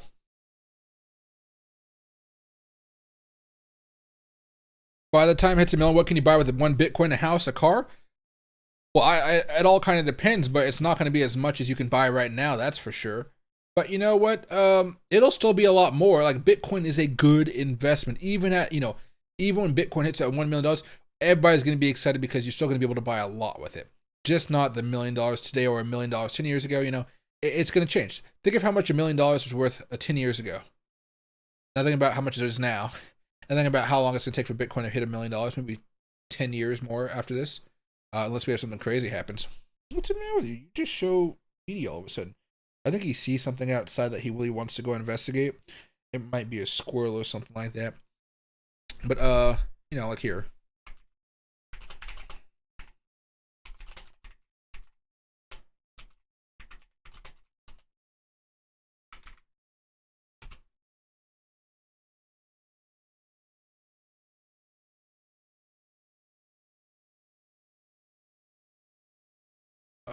Let's see.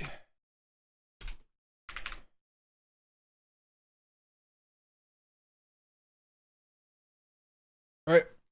There you go. $1 million in 2014 is worth 1.3 million basically today. So, almost 30, about 30%, a little bit below. 30% value kind of just snapped away. Hopefully it kind of fixes itself a little bit. Maybe it might. I think COVID kind of sped this process up a little bit. But if we go back over here since like the year 2000, the value goes down quite a bit. However, you'll still have quite a bit of money to spend. But yeah, you're right. Well, you can see right here, the buying power is definitely going down. Let's just say that it's definitely going down. And that's an issue, we're going to have to deal with that. But I'm solving that issue by just leaving the country, because Latin America is going to get more and more expensive as they continue to develop and get better and better and better. America, we're still going to be getting more and more expensive. It's just going to be that the social programs that we have in the United States, they're not going to be able to be continued for, indefinitely. Unless they have drastic cuts, because we're not going to be cutting the military. Forget about that, right? On the other side, though, like, I'm 29. I don't really expect to have Social Security when I'm older. And I'm kind of okay with that. Because I have enough money to do whatever I want to do in another country. It doesn't have to be in America. But if you're anchored to America, you're definitely you're more angry about it. Right? I'm just like, bye. I'm heading out. It'd be a lot different. What do you think is going to happen to AMC? I have no position, just curious. I see people on Twitter talking about the squeeze. They're talking about the squeeze as it crashes and crashes and crashes. I would say have fun if you want to add $20 in there. I think eventually it will have a squeeze, but I don't think it's going to be a squeeze that builds on itself and goes parabolic like years past. I don't think it's going to be like that, but I do think there's an opportunity to make money. But you got to, you're buying some YOLO options that expire in the middle of let's say maybe June or July, and you're just letting it, max options. You're just gonna let it see where it goes. If you want to go fun, you could really go like the highest option possible. You can kind of go different levels if you want to, how much risk you want to do. But honestly, one contract is going to be enough for 100. Buy one contract, 100 options. you'll be fine there. And hey, Tony, I'm doing well. Thanks for asking. I see the border as a front door. Well, yeah, but again, it's the government allowing it to be a front door. So again, there's not much we can do about it. Hello, Mama Bo. What's the matter with you? What's the matter? All right, we'll go outside in a few seconds. Let's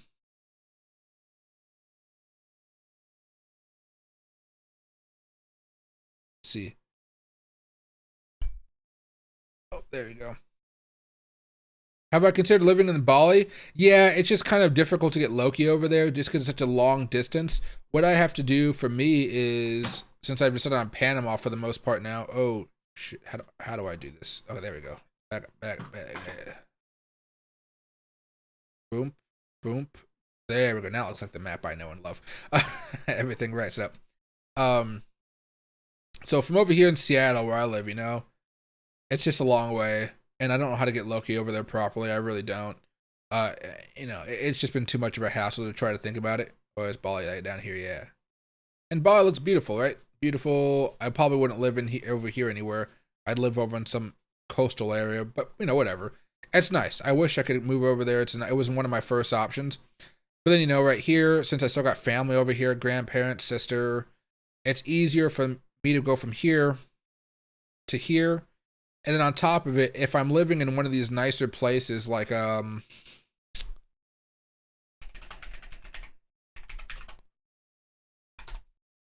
if I can find a map of it. You know, if I'm gonna live in a place like this, I don't know, this might be it. Yeah. If I'm gonna be living in some nice area like this and I'm gonna have a cleaning lady for me or something like that, or if I'm gonna be moving maybe out here to more of the rural areas, which is still pretty nice. Like, where is it at? Yeah, Platte Coronado. Go over here a little bit. Right, if I'm going to move somewhere out here, which is probably less likely just because I need my internet, honestly. Well, maybe not these houses. I need something a little bit more luxurious. But basically, if I go down this path, what I'll be able to do is I'll be able to fly my grandparents out first class because they're old, and my sister, and I can have them go here to this airport. I can pick them up in the airport with an SUV or a van or something, you know, just so they're all fine and, you know, not stuck in a car or something, whatever car I end up getting. And then I can go over here, right? Take them all the way over here to my place. And I'll be living over here on this area right here, or in Punta Pacifica, whatever. I was thinking more of this road, but this road over here, if I can go over here very fast, you know, a whole bunch of different options I could choose for myself, right? Going over there, go a little bit further over. Doesn't look like it's good. They're getting closer, but they are getting closer. Right, so I got options over there. I can afford to live in any one of these buildings. Now, I'm not going to try to buy the, you know, get the top condo or something like that. But basically, I'll have options where I can get a nice view of the water. I don't even care about being on the top floor, honestly. I just want to have a decent view of the water and relax. And I'll be over here, like these people, walking my dog. Dogs at the time, because I hope to have Loki, another friend here. And it'll be nice, you know, and relaxing. I mean, heck, they even got whatever the ad is right here. H&M. They got H&M ads. You know what I mean? There are places in America that wish they had H&M ads. Although I think it's been over a decade since I've been on one side of one of those stores. So, but, you know, nice areas where they got condos and hotels built up. There's an old Trump Tower over here that's also been turned into a hotel, condo, and apartment complex. It's been very, very weird. So they have all these, they have a pretty cool setup. Whatever that building is, you know. But yeah, it's very, very cheap. I can bring my grandparents out there whenever they want to visit. And you know what? They could visit me for a whole month. I could even have an additional cleaning lady if I wanted to for the whole month to help out the original cleaning lady to keep my grandparents happy. And, you know, as I'm doing my work and stuff like that, they could be chilling. Yeah, whoever knows. I told my sister if she ever wants to come down with a friend, they can crash in one of my rooms. They can go explore the city and stuff like that. I could even afford private security for them if I really wanted to go that far. You know what I mean? It's really nice. And I'm protective of my little sister, so having like an actual security guard Even though she doesn't need one, just in case. It's nice just to have all the extra stuff there. Well, it's nice to have all the extra stuff of being extra affordable down there. Whose bull run usually comes first, crypto, stock market? Usually the stock market. But the stock market's usually always going up. Bitcoin goes through these longer droughts, which Bitcoin crypto stock market doesn't really do these long droughts usually.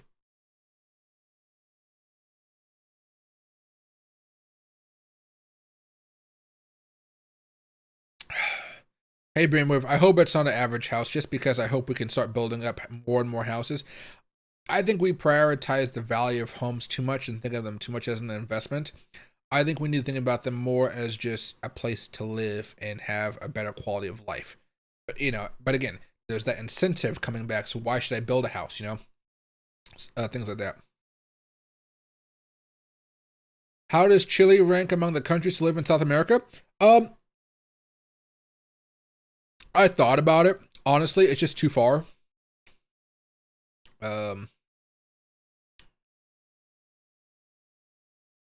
no longer on Earth, but does Google Earth have a better border? No, the borders all look kind of pretty janky here. Okay, Chile's right there. It's so hard to see this really weird border right here. Again, it was just a little too far. They have spots over here that I thought would be nice, kind of closer to Peru. Peru is another option. Heck, Ecuador, before they had their violence, this was actually my first option. I was going to live over here in Manta. But then you get to that same issue where if you're living in a nice city, where again, like you have, how do I find this area? Can I? There's like a condo area, but I really forget. Okay, well, let's go right here. Okay. No, this is definitely not the condo area.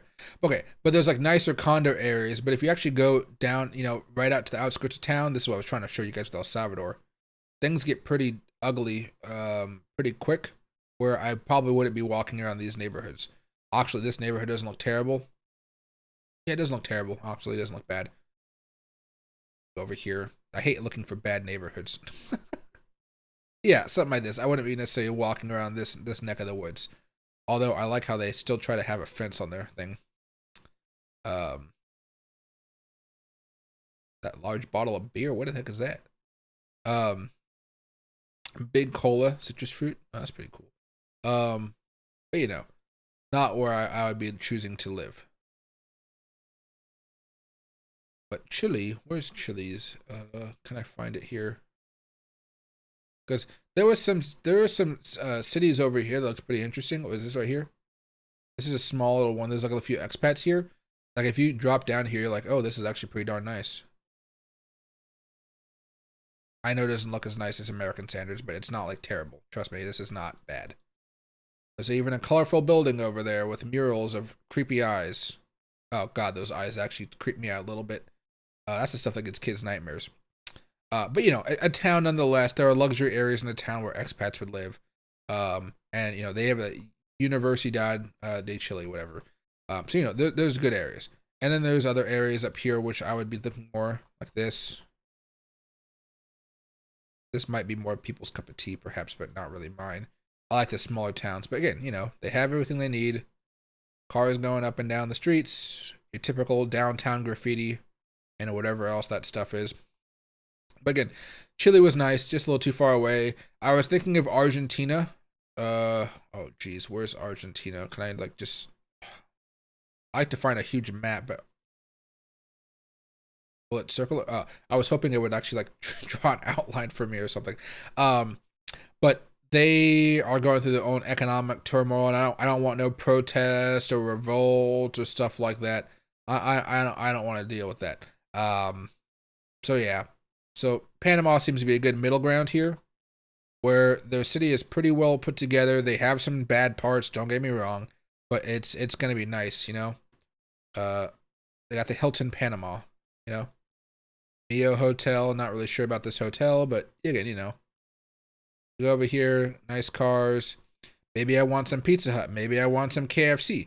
Maybe I want to eat Pizza Hut and KFC, and then maybe I want to go down a slide. You just never know, right?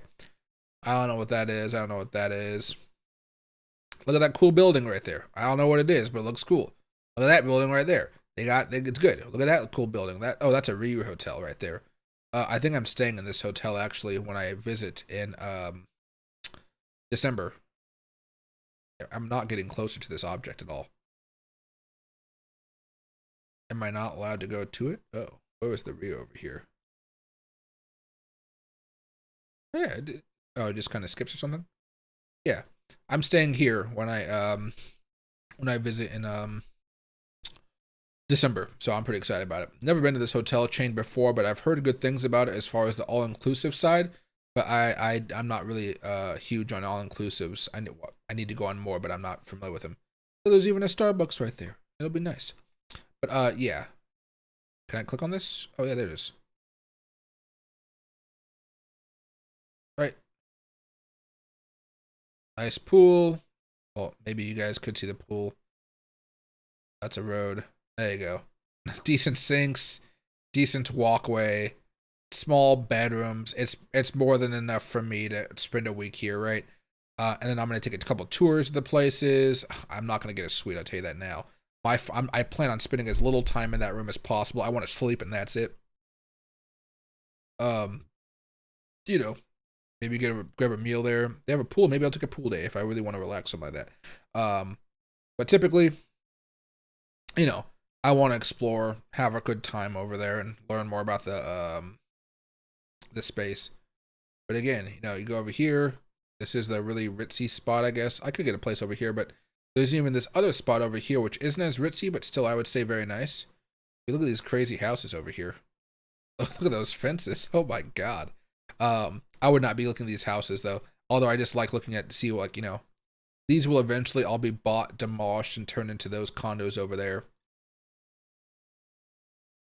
Yeah, see, even those older houses here, like, yeah, we're not selling. We know they're good investments. But you go over here, a couple, like, next block over. Then all of a sudden, you're looking at these towering buildings.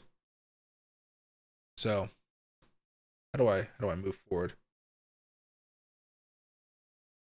Oh, geez, I don't like this at all.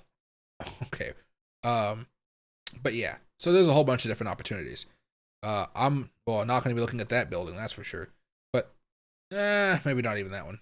Something nicer, classier, so I can kind of really, I just want good Wi-Fi. Really want good Wi-Fi. Democracy Plaza, I could take Loki on a walk over here every day. Right? Nice little plaza. It looks like it's clean. Maybe needs a little scrub up, but honestly, compared to the parks around me, it's a lot better. But yeah, stuff like that. The only parks that are really nice by me are private parks, but private parks are kind of they don't make too many of them anymore. Bali businesses often use the USD and many other places in Asia to get more bang for your buck. I'd bet. I mean, if I was in Bali too, I'd want to have more dollars than any other type of currency out there right now. I don't fancy a garden. No, so when I first moved there and I'm kind of figuring out everything, I'm going to be traveling a little bit outside the country. I want to have, I want to not have to worry about all that stuff because I don't want Loki to get out and me, like the lady, to kind of have to go chasing after him and stuff. I want the content to be nice, simple, you know, like here. I think I showed you guys this a few days ago, maybe even yesterday, actually. Bookmarks and list. So there are houses that I could get into, and I have looked at the houses. So here's one's a house, one's a oh Jesus, hold on. I'm gonna go back to Bitcoin here before I go off on a tangent. There you go. So here's a house. Here's the first example of a house. It looks kind of hard to see, but you see this nice house there, kind of middle of nowhere, kind of within like 10-minute drive to the beach, basically. Nice, modern. There's a little doggy in there, whatever. A nice, lovely house with a balcony. You know, 2 balconies where I can have tons of guests over. Large house, nice large bathrooms, bedrooms, all that type of good stuff. There's even a bedroom for the maid, so they can have a good little time. And it's a 3-bedroom, 3-bath. Garage has 6, and it's built in 2015. This property, which is 2,500 square feet, is only $1,500 a month to rent. That is pretty darn good. I like that. I like that price a lot. That is very, very cheap. And so I'm like, oh, that's pretty good. On the other hand here, if I go over here to bookmarks and I go to this other one, these are more of what you're going to find in the city. So much more in the city of what I'm looking for. If I go over here to price, let me turn up the prices max. I go by size. Something feels off. Items.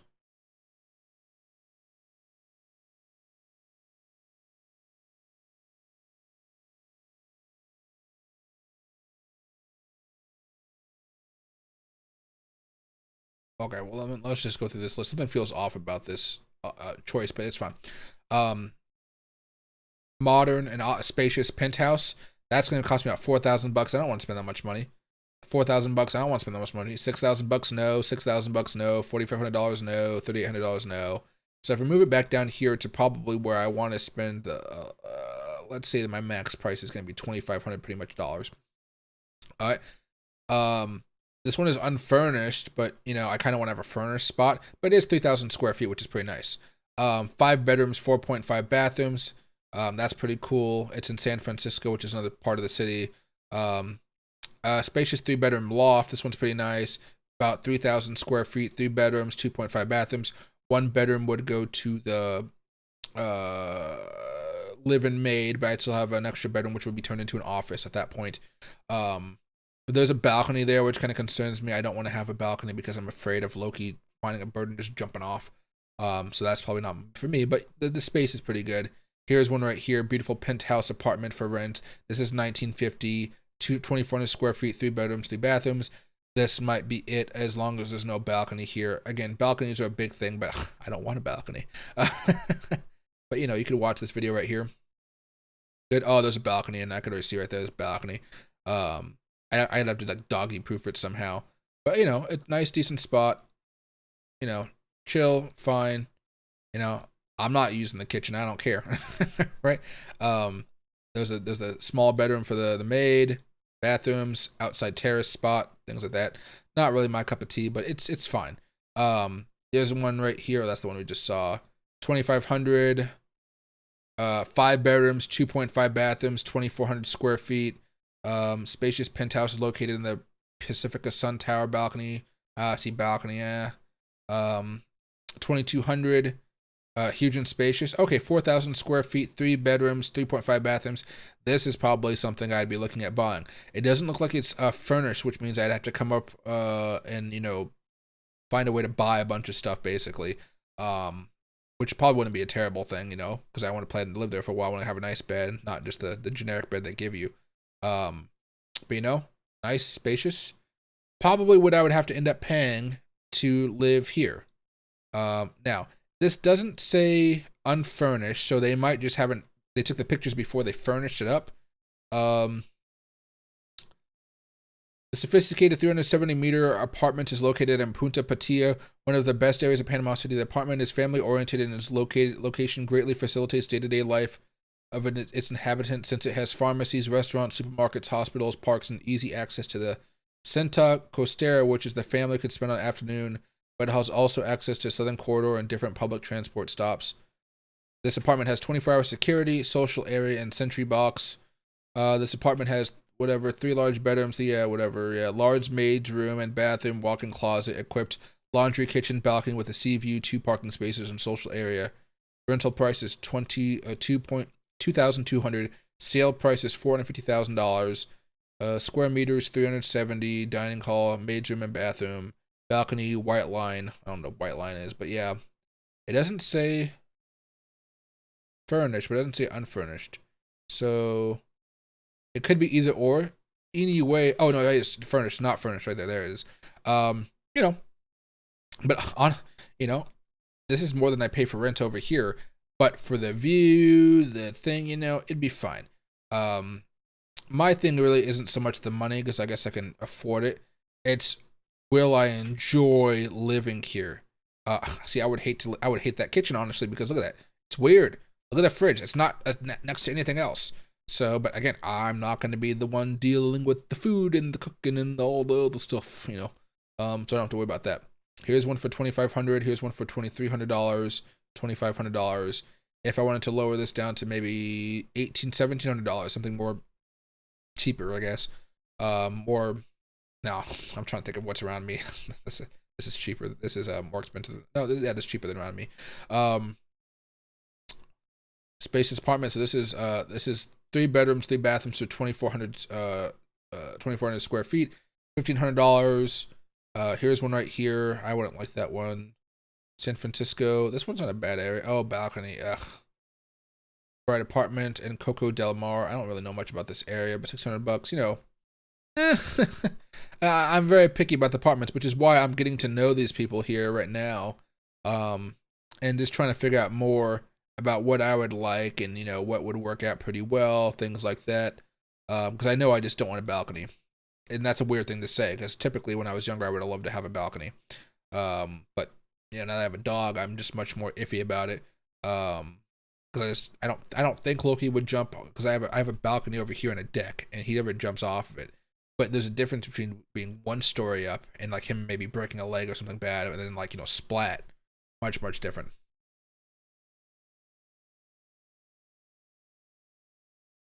But yeah, brainwaves. I wish I could get a garden, but it's so much easier to not have to worry about all that stuff. Because if I had a garden, I wouldn't garden. I would hire a gardener. You know, I have leaves in my front yard. I got leaves in my backyard. If my grass gets high, I don't cut my grass. I call a gardener to cut it for me.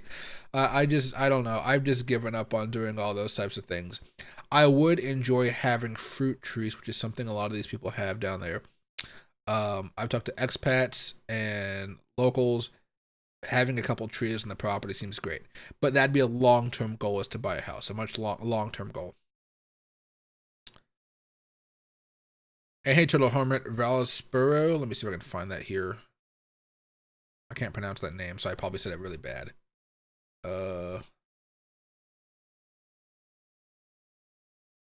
Indiana.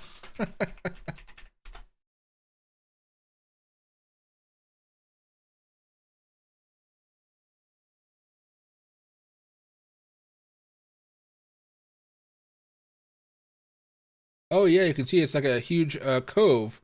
So everybody has a nice house on the mountain, and they got the nice views of the water.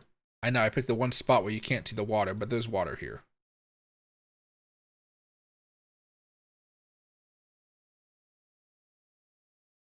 What if I'm coming down this hill? No, I can't see any of the water. Oh my god.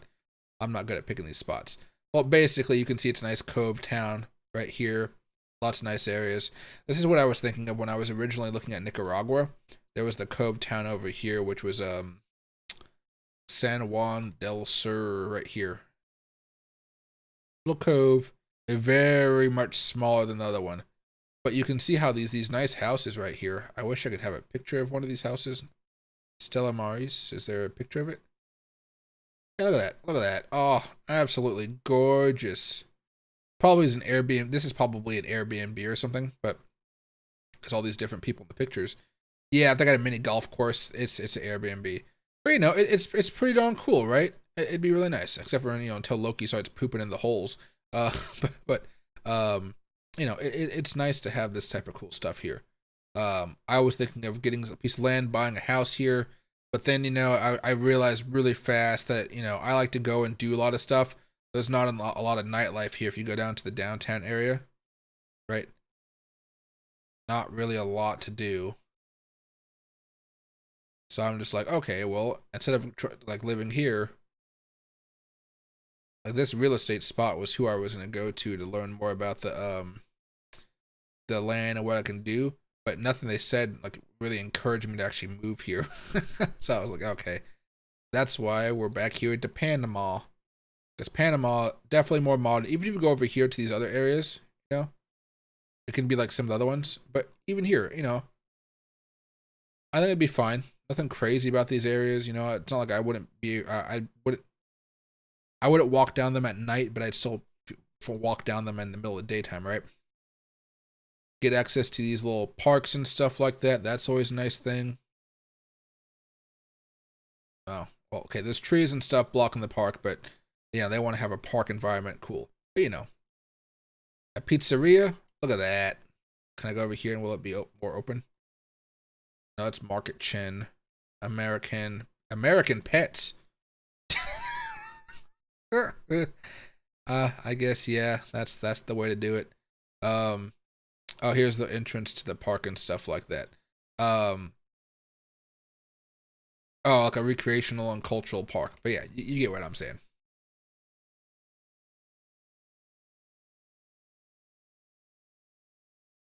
And a good writer, that does sound awful. Yeah, that sounds really, really awful. Again, I'm part Mexican, but I'm not living in Mexico. I had too many problems there. Looks fancy. Like it's very nice. I really do want to. I really will enjoy that type of place. But you know, then at the same time, I got to make sure my budgeting is done. Make sure the taxes are done correctly. It'll be a hassle, but it'll be worth it if you ask me. Hey, Nicholas. Oh, not much. I'm about to end off the stream here in a few seconds. We were just talking about different places where I was looking to live in different areas out through Latin America.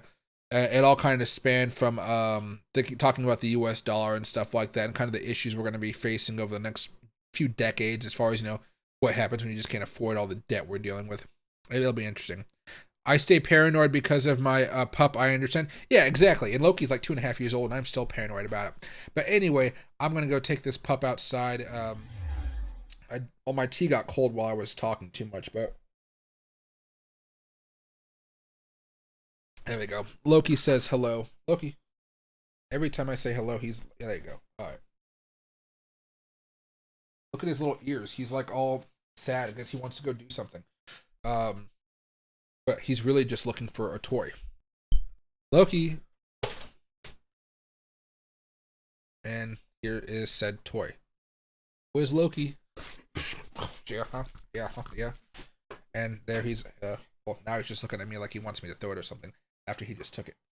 But anyway, I'll see you guys a little bit later. I wish Bitcoin would have done something while we were talking today. It did a whole bunch of nothing. That seems to be the trend here. So again, if you guys want to talk about anything while we kind of watch Bitcoin, whether it's economics like we did today, me moving, whatever, I'm going to be happy to answer these questions until Bitcoin really gets on the grind again. Because at this point, sideways seems to be the way we're going. I may or may not be streaming tomorrow. I'm going to be waking up early to go grab breakfast with my grandparents, and then we're going to go do some grocery shopping because they're going to they're traveling for like a week and a half or something. I really don't know. They told me, but it just skipped my head. So I'm gonna be hanging out with them for part of the day tomorrow, so I can, you know, because I'm not gonna be able to see them for a while, and I might go out for dinner on top of that. Yeah, I will not be streaming on Thursday because I have to go visit a friend. I will maybe not be streaming on Friday because there's an important other friend thing going on. So I'm going to try to time things up and tell you guys what I know is most likely possible.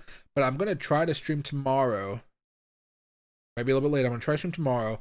Wednesday I can stream. No, what the heck is today? What am I doing? What am I doing here? Yeah, today's Monday. So I will be able to stream tomorrow. I might not be able to stream until later on Wednesday, like 10 o'clock my time, which is like 1 o'clock Eastern time. So I might just skip that one. Thursday, I should be able to stream. Friday is a big maybe. So a lot of stuff for me going on this week. If I can't stream Friday night, I'll be able to. It'll just be a late night stream, which is what we've already been doing. Saturday, I'll probably stream, and Sunday, I'll probably take off. But yeah, so it'll be a little bit different this week. But I'm still enjoying these longer streams to talk with you guys. These 2-hour streams have been very, very good. So hope you guys all have a good rest of your night. I enjoyed talking with all of you guys, and hopefully Bitcoin just does something that's on like a daily chart or a weekly time frame. These 15-minute charts, it's brutal. It's brutal. See you guys.